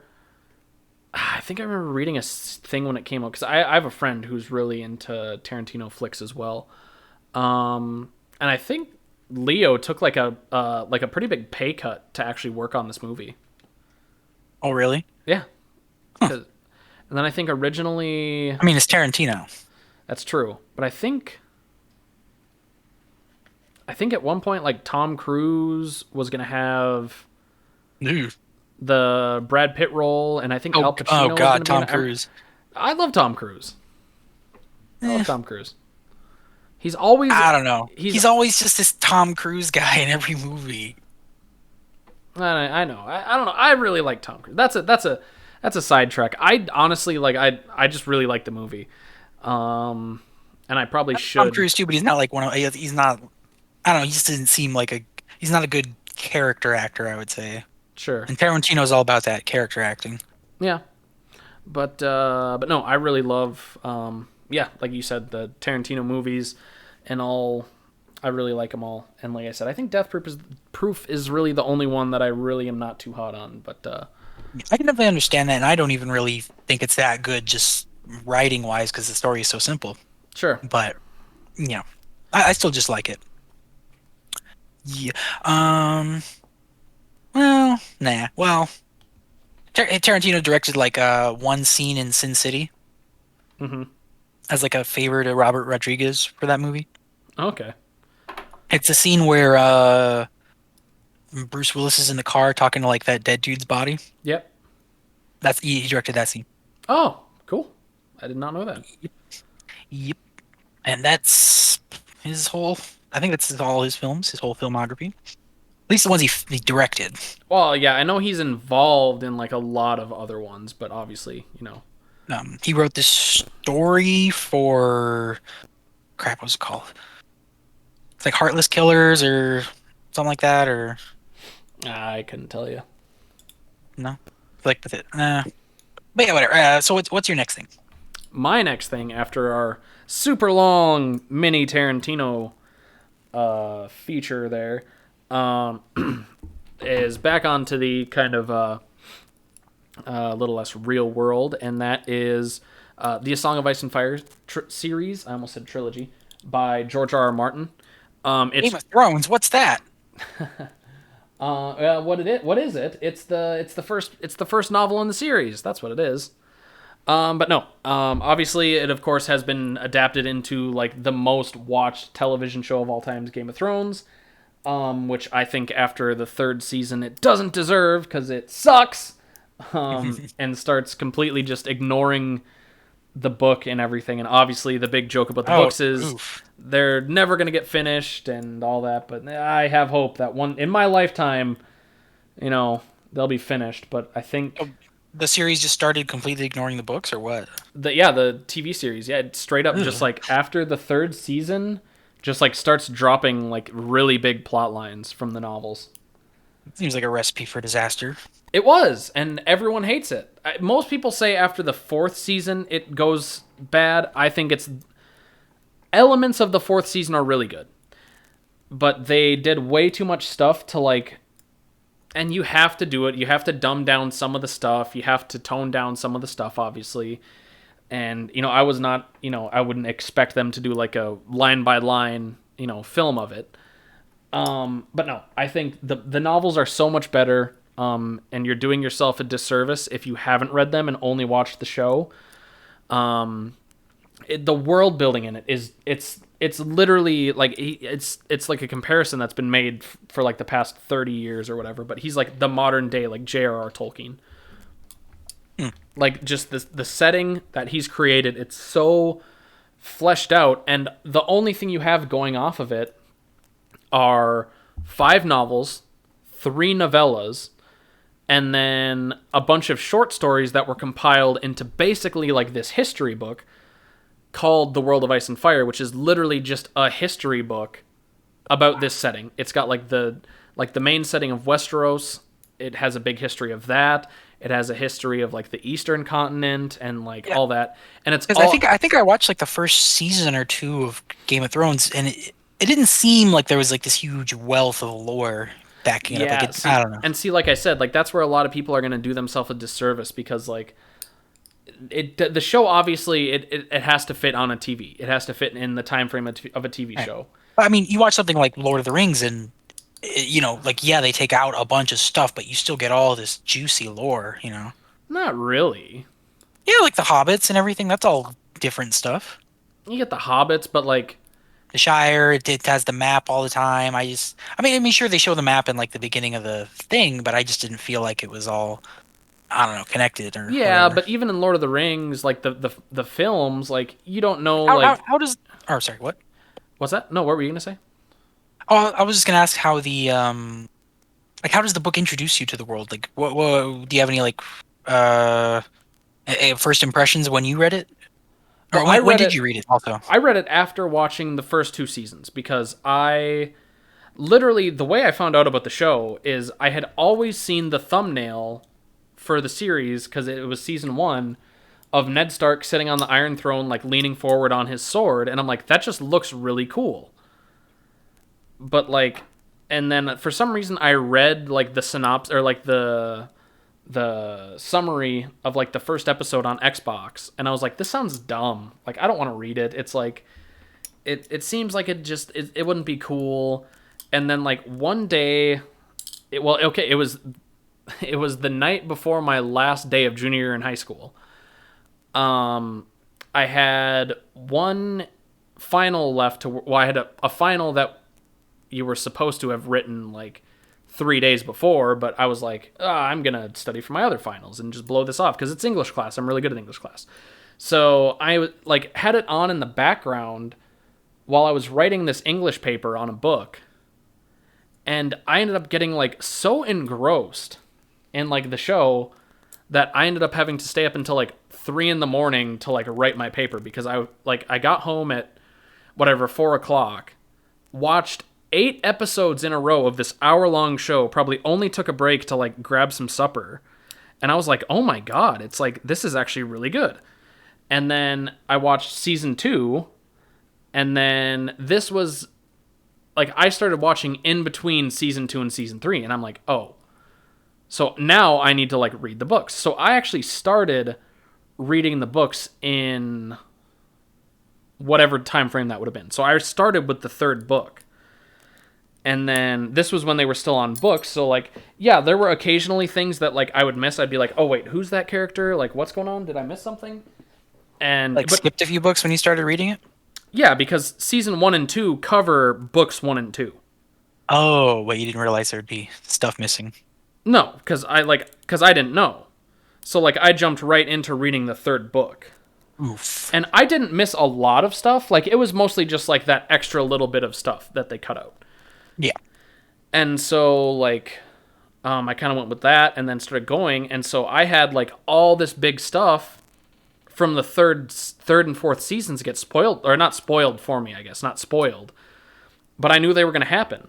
But then I was still able to see them like adapted onto screen, and it was really good. But then season 4, it just started to go way downhill, and they started getting off book, and they started dumbing everything way down to like a second Man, grade level.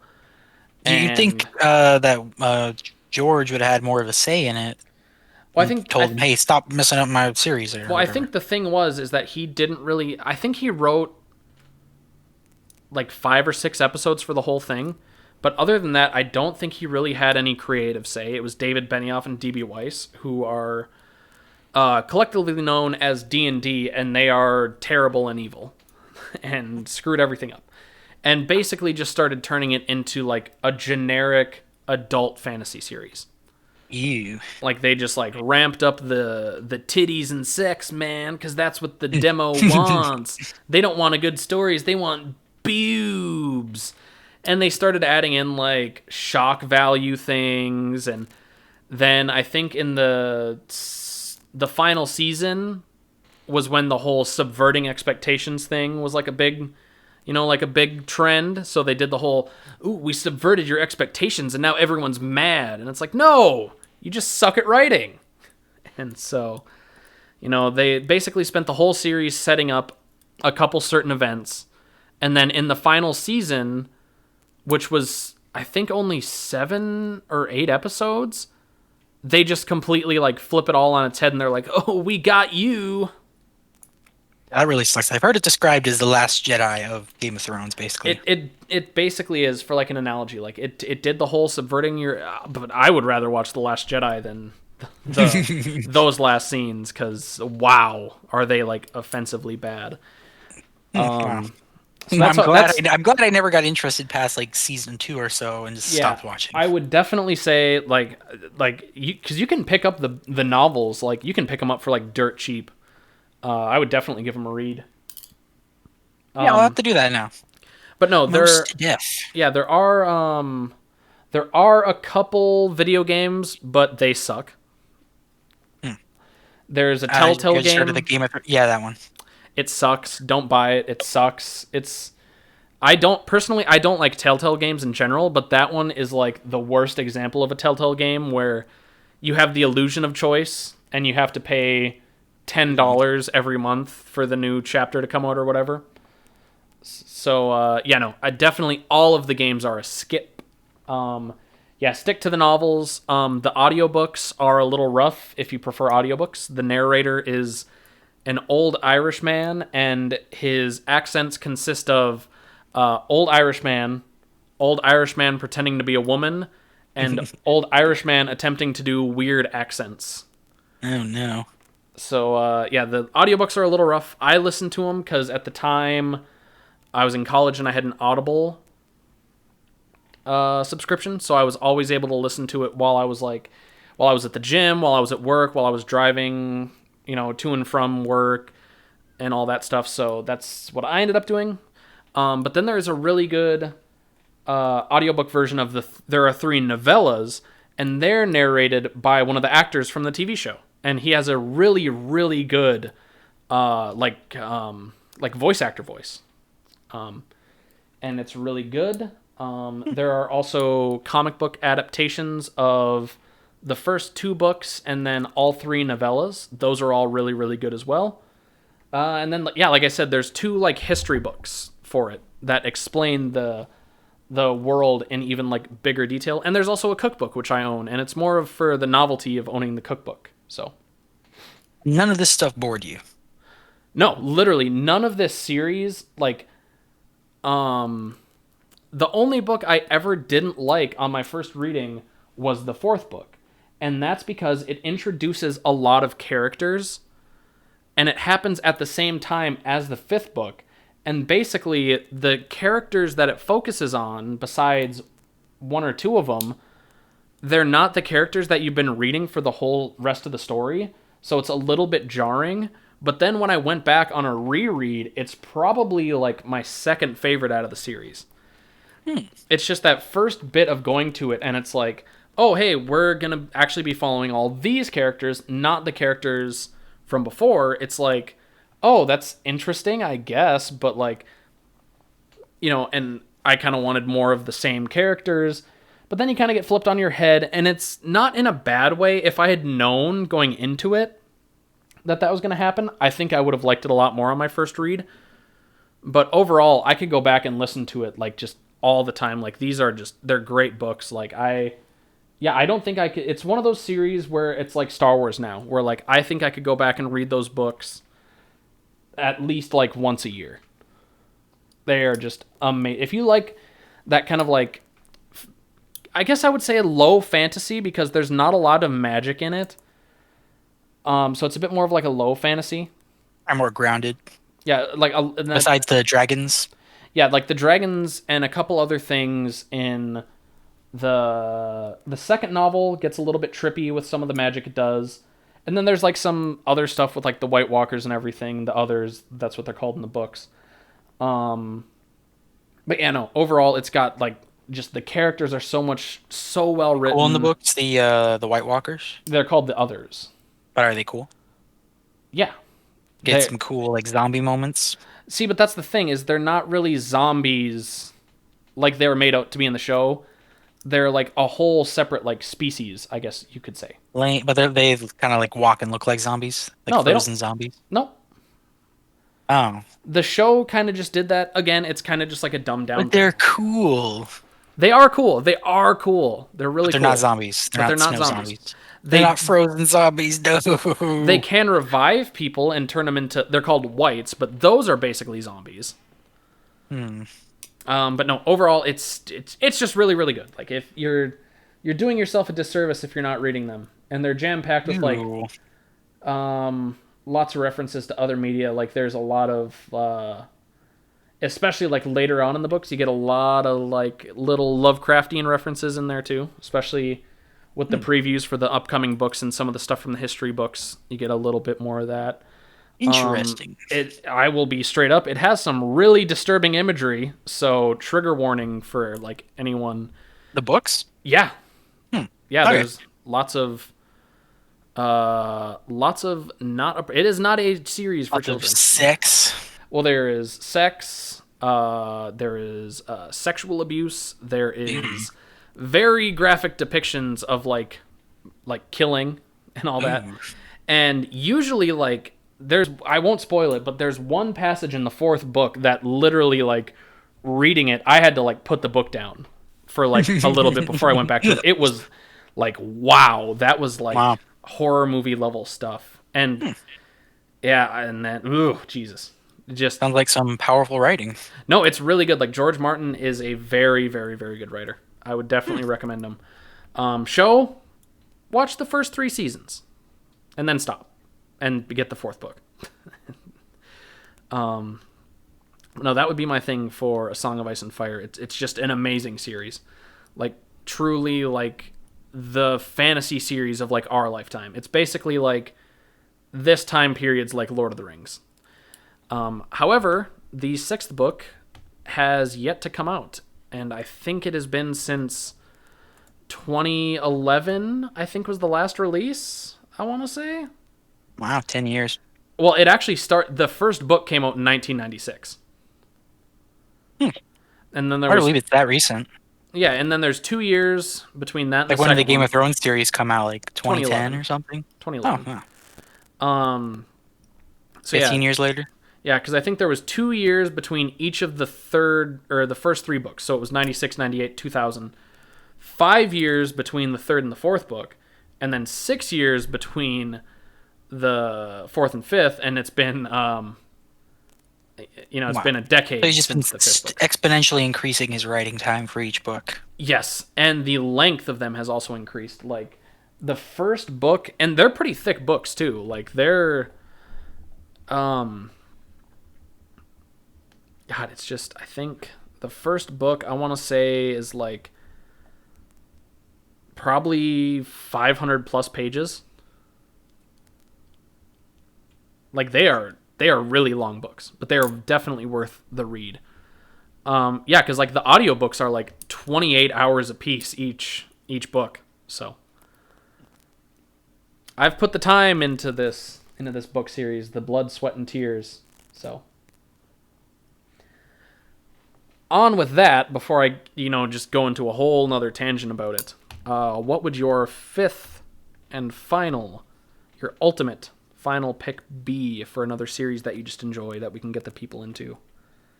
Right. It's not exactly a franchise, I guess, but and it's kind of the writing opposite of George R. R. Martin, which would be Stephen King, the man who has written the most books in the known universe. Sure. Yeah, I Um, I hate to say it, but once again, I haven't read a single Stephen King novel.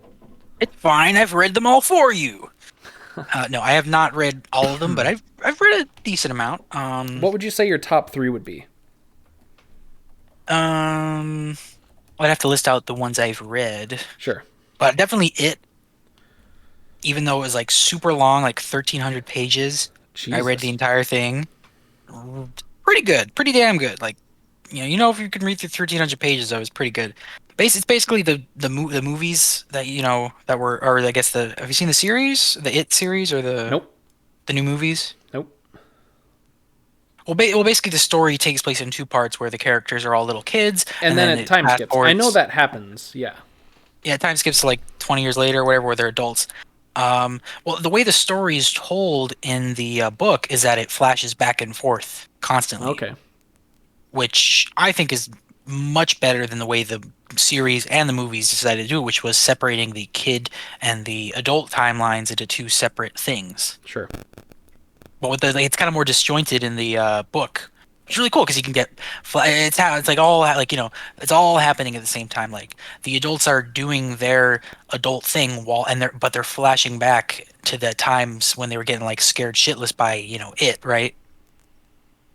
So it works on a very psychological level. You really get inside the heads of these characters, and Stephen King does a great job of doing that, really fleshing out his characters. They have like all these quirks, and like basically like everybody everybody becomes like a basket case when they grow up. Sure. The one girl in there gets into like an abusive relationship, you know stuff like that. The one dude basically marries his mom, uh, you know stuff like that. And it's just and another good thing the book does, it gives you a lot more background on the it character, without spoiling a lot, um yeah. Also, I'm reading through The Stand right now, and it is really good, but I don't know if it's one of my favorites. Trying to think. Oh, The Shining novel is really good. I liked it Oh, much nope. more than the movie. Haven't read it, but I have seen the movie. I really love the movie. Oh, really? Yeah. You said you said you See, didn't like horror see, the things. The Shining isn't really scary to me though. It's more of like a thriller than horror and that's It was what I scary think. when I was a kid, but as an adult, it's kind of See, it's just creepy. I never saw it when I was a kid. It's definitely like off-putting and unsettling, but I wouldn't say it's like super scary. Well, the movie, it's kind of like how Lord of the Rings basically dumbed down the story of Hmm. you get the point really, but there's a lot of the background stuff left out. Sure. Like there's a lot of just really cool stuff in the book that's left out, like ghosts being in like actual seeing actual ghosts in the place, besides like Jack Torrance seeing like all the people in the dining room and stuff like that whole sequence. Sure. Like they're actually shown to be ghosts, whereas in the movie it could be like in his head, he could just be hallucinating it or whatever. But in the book, all these ghosts that inhabit like the Overlook Hotel, they're all like trapped there and drawn into this like psychic magnet or whatever it is, right? And they're trying to like drive Jack crazy because they've all been active. All the spirits are being activated, empowered by the power of his son, who has the Shining. Yep. Everything that's happening at the hotel is because of him, because of his psychic power. And the ghosts are trying to, um, they're trying to make the Jack, I think the main character, go crazy in order to kill his son, so he can be trapped there in the Overlook Hotel too, Okay. like his soul and everything. Hmm. And there's just more scenes and stuff, and it's really good. It's like I don't know if I would call it scary, but it's very enjoyable and it's creepy. I like the sequel to it, Doctor Sleep, is really good. There's a sequel to The Shining. Yeah, the Doctor Sleep. Oh, And then that movie came out. With I Ewan McGregor. haven't seen it. Oh, it had commercials. I don't It's remember. called Doctor Sleep, and it takes place, I don't know, 30 years later, or whatever. Is And the this like kid, recently? yeah, it came out like last year. I honestly like I don't. Well, Like okay. this See, that's the thing. Like I haven't had cable forever, so But it's got Ewan McGregor in it. Is it good? Have you the seen the movie. movie? I haven't seen it. No, Oh, I okay. haven't seen it. Okay. Oh yeah, it came out in 2019. Yeah, Okay. I just didn't care enough to see it. Okay. I thought the book was fine. Definitely a good sequel to The Shining, just because again, you get inside the head of this character. Like in the book, it doesn't talk about this in the movie, but in the book, the dad, Jack Nicholson's character, is an alcoholic, Yep. and the whole book is an allegory for alcoholism. Oh, okay. I did. I haven't read the book, so Yeah, but so there's that. Why was I saying that? I was going to tie that into something. Oh yeah, so then in Doctor Sleep, Danny, he becomes an alcoholic too, just like his dad, okay. and he has to deal with that. Really, really just cool little part of the character, and of course he has his psychic powers still and stuff like that. And he's called Doctor Sleep. Well, I guess I'll save it for whoever reads the book. But yeah, other Stephen King books that I did like. I feel like I've read more. I don't know, but I'm reading The Stand right now because I'm getting ready for the the Dark Tower series, which is basically this series that supposedly like ties together all the different books and stuff of the Stephen King universe. Okay. They're I've all supposedly connected for some reason. I've heard of that. That like Dark Tower is like a Stephen King like series or book or whatever. But Yeah, again, I haven't read supposedly any The of them. Stand has a lot to do with it, so that's why I'm reading it first. Okay, gotcha. And I read and this is one that's connected to the Dark Tower series that I've already read, which is Salem's Lot. I haven't even heard of it. Really? Nope. I like Stephen King. Like I said, like horror stuff. It's just never on my radar. Well, so Salem's Lot, it's basically just about a town that gets visited by a vampire and shenanigans ensue. And Okay, it's just a really good vampire story. Pretty gotcha. cool. What else?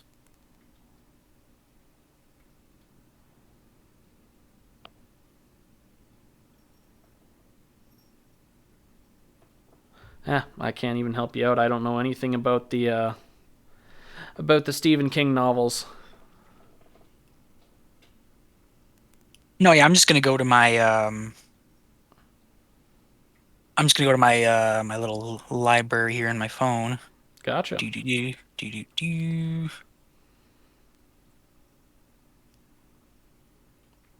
So, what kind of got you into like Stephen King? Because I know it's like, is it something that you got into like when you were younger, or?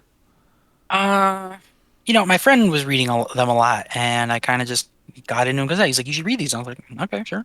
Hmm, I didn't think they were, actually good, or I don't know why. I don't think things are good until people tell me. sure. Um, You need the little nudge. yeah, I don't know. Maybe I like the various, like I liked the Shawshank Redemption and stuff like that. Um, Yeah, I didn't again, know that. I Have you haven't. seen the Running Man movie with Arnold Schwarzenegger? Nope. Oh, well, it's based on a Stephen King book called The Running Man, but it's so different from the book that Stephen King asked his name to be taken off. Oh no, wait, no. No, because he wrote it as under a different name. I think he still wanted his name off the movie or something. I don't know.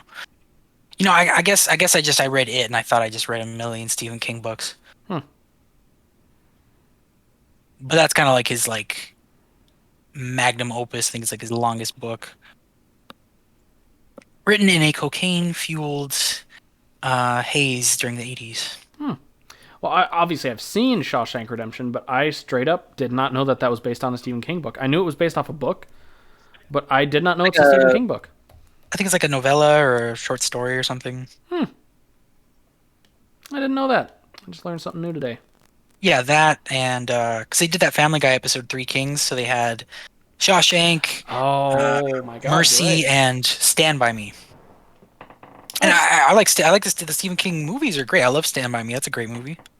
yeah. The only one out of those I've seen is Shawshank Redemption, and I did not know that Stand by Me was a Stephen King book. Yep, yep. He must have Also, written that many also the freaking books. Mist movie. Also, the Mist movie is based on a little short story written by Stephen King. The Mist. Oh, yeah, I haven't seen that one. Yeah, that's just a really good horror movie. Yeah, The Mist.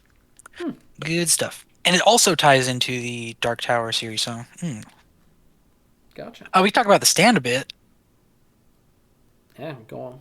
You know, kind of, Go for it. pretty It's topical. all This you. like, well, in the book they call the virus. It's called Captain Trips. Kind of this weird name. I think it's supposed to be a play on Captain Trips and drops a vial of anthrax or whatever, deadly virus or something. Hmm. Yeah, it just tells the story of this like outbreak that happens at like lightning speed, and it's like this government made virus that like escaped from a lab or whatever, and they like detail the way it like it spreads out or whatever, but basically like causes like an instant apocalypse or whatever.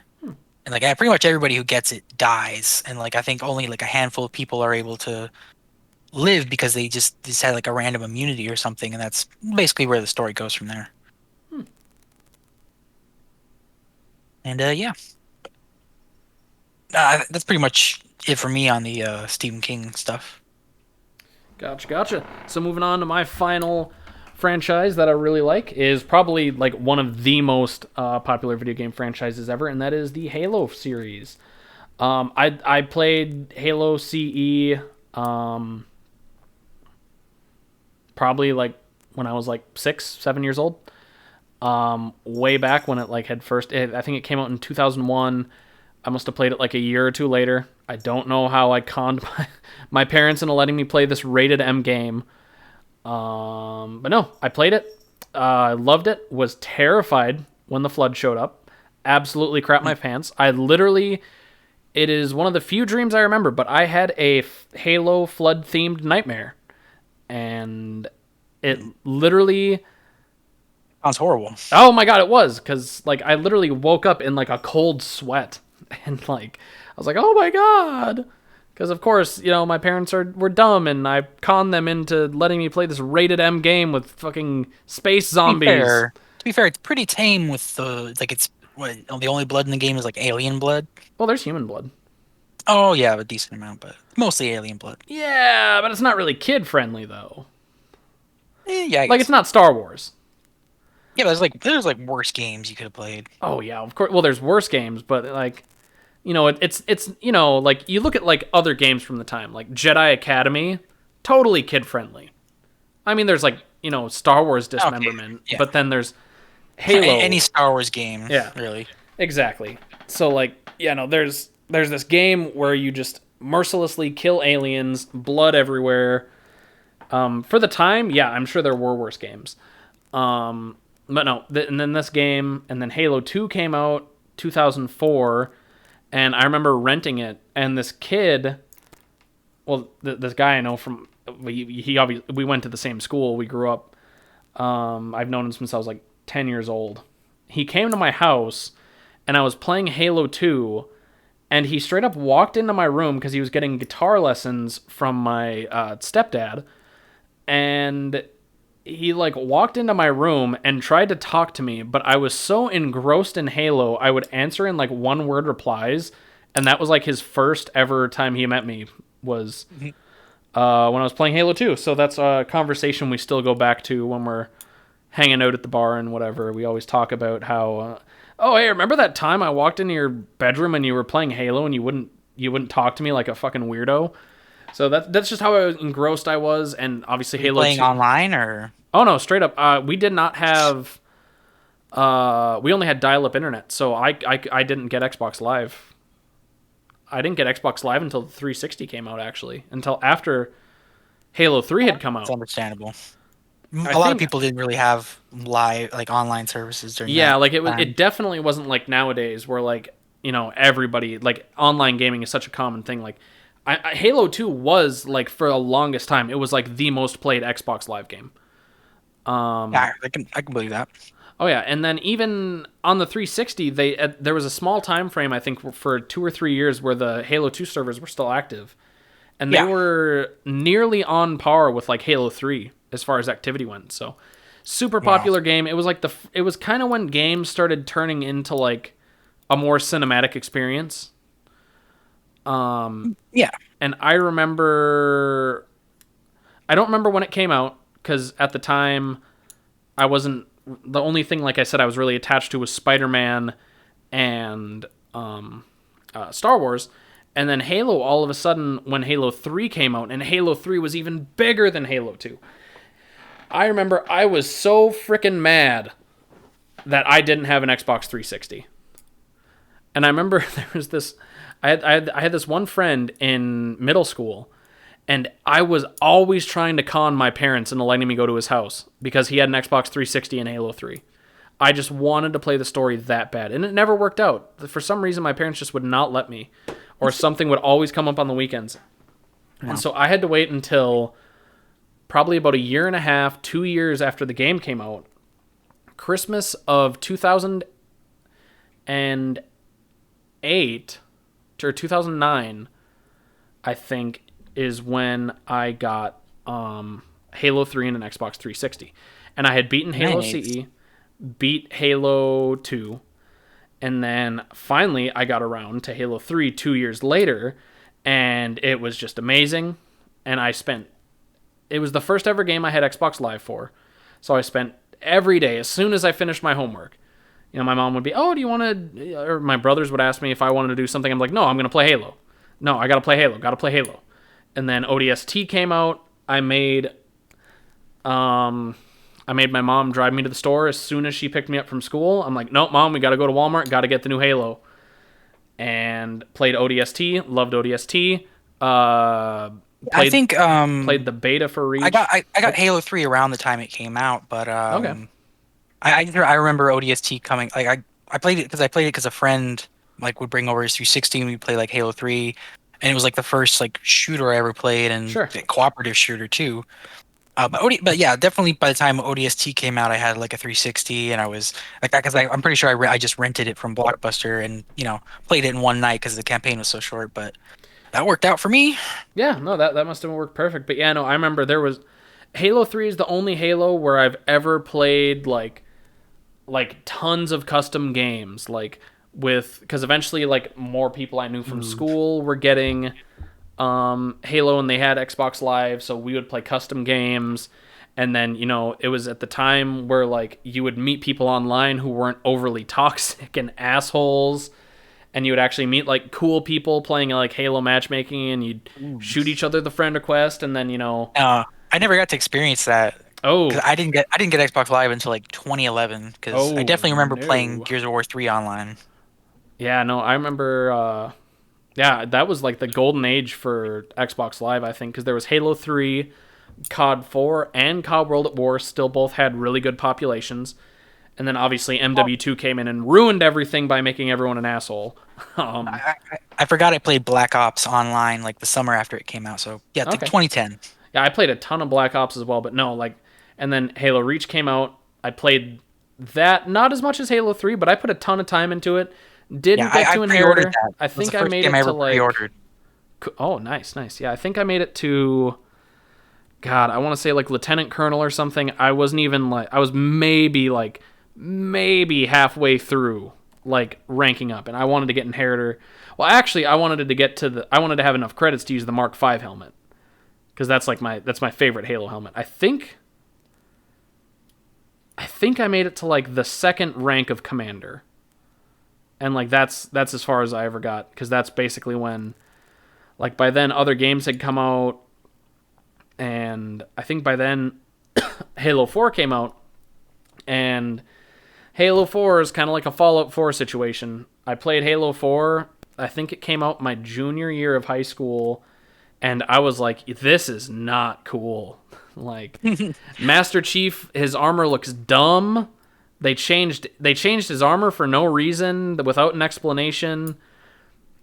I thought the game was fine when it came out. I played it on like normal, and I thought it looked, it was the best look. It was one of the best looking games on Xbox 360 at the time. So that was for me was enough. Well, see Whoa, it looks great! It's so good looking. The graphics, and the story was, fine. I was just new Halo, right? But definitely upon replays on higher difficulties, the combat kind of falls apart, and the story's not that good. Yeah, and just the whole thing. I'll talk about it till I'm blue in the face, but I hate the new 343 art style. It just looks dumb. Everything looks way too like polished and brand new. The way the elites look kind of bugs me a bit. Oh, the elites! Oh my The god! grunts don't look as good. Don't get me started on the Halo 4 and 5 elite design. I'll be here for a week.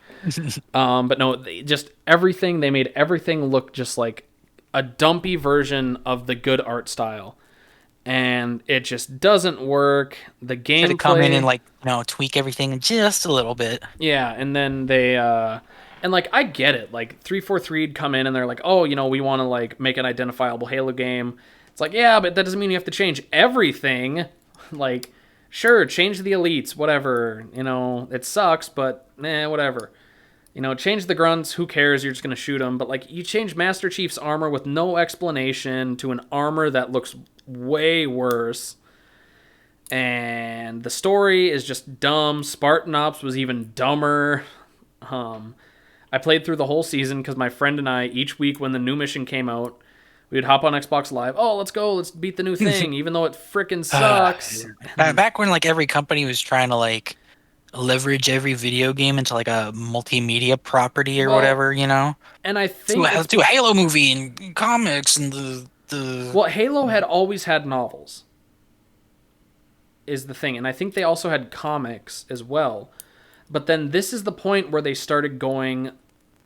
The games, like a TV show or something. Well, they had like a mini series. It was like a Halo mini series, Forward Unto Dawn. I never watched it. I'm sure it's whatever. But that was another thing I was going to touch on after I say that, my God, I hate Halo 5. But no, the thing with Halo 4 is they basically, because at the time COD was like the biggest thing ever in the gaming world. And so the guys at 343 were like, we need to make our multiplayer more like COD. So they had Sprint, which should never be in Halo. I'll die on that hill. I don't care how many people are throwing grenades and shooting at me. Sprint doesn't belong in Halo. It's just they're just adding that because everyone thinks they have to have it now. Aim down sights. What's that? And aim down sights. Oh, and ADS, which should only ever be for the Magnum and the BR. And the DMR from Reach shouldn't exist because it's too overpowered. Just scopes, basically. Yeah, anything with a scope, yeah, that makes sense. But yeah, no, like having it for every gun, having ADS, Sprint is just dumb. They literally only added it because COD has it. It serves no purpose. And then Halo 5 wanted to do advanced movement because, hey, Titanfall's pretty popular. We got to have... Now all the Spartans have to have like these jump packs and can run on walls, and it's really dumb. And it was cool for Titanfall because Titanfall is its own thing. But now Halo at this point, Halo 4 and 5 were basically just copying what was popular. And I just for basically that taking Halo and making it not Halo. Yeah, exactly. And like that's fine if you want to like make tweaks to like the gameplay and the weapon sandbox, but like I think it was like there was literally a term coined for like like games that were like on par with Halo, and they were Halo killers, and like games Right. that like could beat Halo, and then Halo eventually just started following their trends. And 343, I think, even like like in the things for Infinite, that was obviously supposed to come out this last year, got Mhm. delayed a year. Obviously, the teaser cinematic gameplay thing looked awful. Everything looks like plastic. Like the rendering was horrible. Like there were like there's it's supposed to be mountains in the background, but they literally look like Minecraft mountains. You can see texture pop in and everything. Yep, you can see textures pop in. There's sprint. There's a goofy grappling hook that Doom Eternal had a grappling hook, so we got to have the grappling hook too. And they're just adding all this stuff in. You can throw fusion coils. I think that's just a goofy ass thing. Like they're throwing everything at the wall and seeing what's going to stick, and a lot of it's not going to because Seemed like a lot of the marketing for the game and like what they're trying to do is like we're trying to get back to the roots of Halo, Halo 1 or like you kind of just barely figured out like hey, we should like copy our own shit because that's what worked before, yeah, it's you like know? exactly Oh, fuck, we should stop fucking with Halo. Oh, shit, two games like later. like each Halo game, like yeah, it added cool stuff. Like Halo 2 added in dual wielding and added in a bunch of like skill based stuff, like the button combos and all that. And then Halo 3 added in the equipment, and then Halo Reach added in armor abilities, which oh hey, they should have walked that back because the armor abilities were a little too dummy and like yeah, that's fine. Like you can try and add new stuff. It's just when you fundamentally change a series like Halo to be more like what else is popular, it's you're kind of gonna dumb it down. But that's enough on the games. Like obviously, Halo 1 through ODST are great. Reach, okay story, multiplayer, unbalanced. Um, did I not like ruin Reach for you? I think you had mentioned that. Yeah, you did. Yeah. Nice, nice. Um, was it the campaign that I Sort of. ruined? Like, I don't know. Yeah, I kind of can't. Yeah, I kind of can't like appreciate the story as much because it's kind of just now I'm like, oh, it's kind of just it's cardboard. The shooting just doesn't feel as good. I don't know what it is about it. It bothers me now. It's the bloom. The bloom bothers me Yep. now. I don't know why. Yeah. No. So, Uh, but no. yeah, like I don't know. I used to be able to play the shit out of it, but yeah, I guess I was just playing classic Halo so much. It's not the same anymore. Yeah. Like Reach, the campaign I think is good, but it's nowhere near 1, 2, or 3. ODST is still like a really fun campaign for how short it is. But overall, like, well, personally, my favorite Halo is Halo CE. Which one's your favorite? Um, yeah, I would say like Halo 1 or Halo 3, just for like nostalgic reasons. Yeah, honestly, I don't think like between 1, 2, and 3, I don't think there's really a wrong choice. Like Yeah, I they're all really like Halo 2 is just really, really fun in like a different way than the other ones, Yeah, and and the that's okay. story I think is told like I mentioned earlier, it's like a really cinematic story. Yeah, Halo 2, yeah. Yeah, and I think it works really really well. But then I was going to get into it, and that is the Halo novels. And I didn't actually start Mhm. reading them until a couple of years ago, and I read Halo the Flood, which is the novelization of the first game. And it Oh, adds in like a lot of just really cool stuff. Like you get Master Chief's like internal dialogues and stuff. ooh, It's that sounds cool. yeah, it's really interesting. And like there are I've only parts. read The Fall of Reach. See, I haven't read that one yet because I was gonna read the Flood and then First Strike, which is supposed to be like the bridge between CE and 2. And the novels are really good. The Fall of Reach, I guess there's like a Netflix version of it. Apparently, people don't like it. I haven't read the book, so I don't know why people don't like it. But I thought it was nice. You get to see like the Spartans do all the training and everything. Well, watching it, it kind of just takes out some stuff, Okay, but I figured that's what it was. basically it follows the basic story of the book, which is like the first half is basically like showing like Chief's training and all that stuff, and the second half shows like the war on Reach and all that. Sure, sure. But no, overall, I think Halo is just one of those series that like so many people have experienced. and it's just like a huge franchise. So that's, unless you have anything to add, that's what I got on it, because I have Halo videos planned, so I don't want to get too deep and spoil them. Another video game franchise that I just really like the lore of, even though I haven't, dived that deeply into it with like the novels and stuff. I can appreciate the lore a lot. Oh yeah, for sure. So no, I guess with that, like that's kind of our first dive into some other franchises that we may be covering, maybe not. You'll have to stick around and find out. So with that, this is Cade from the Lore Council. I had to think about it for a second there. I wanted to say library. The Lore Council. If you enjoyed this video, enjoyed any of our previous works, which are still available, just with the Legends Library title removed out of them, feel free to, drop a subscribe to the channel. Obviously, we're still growing, so it's going to help us out. And if there are any other franchises you would like to see maybe covered on here, drop a comment below if you have anything to say about our favorite franchises, or just want to drop yours. Put those down below too. So with that, I bid you guys farewell. Later.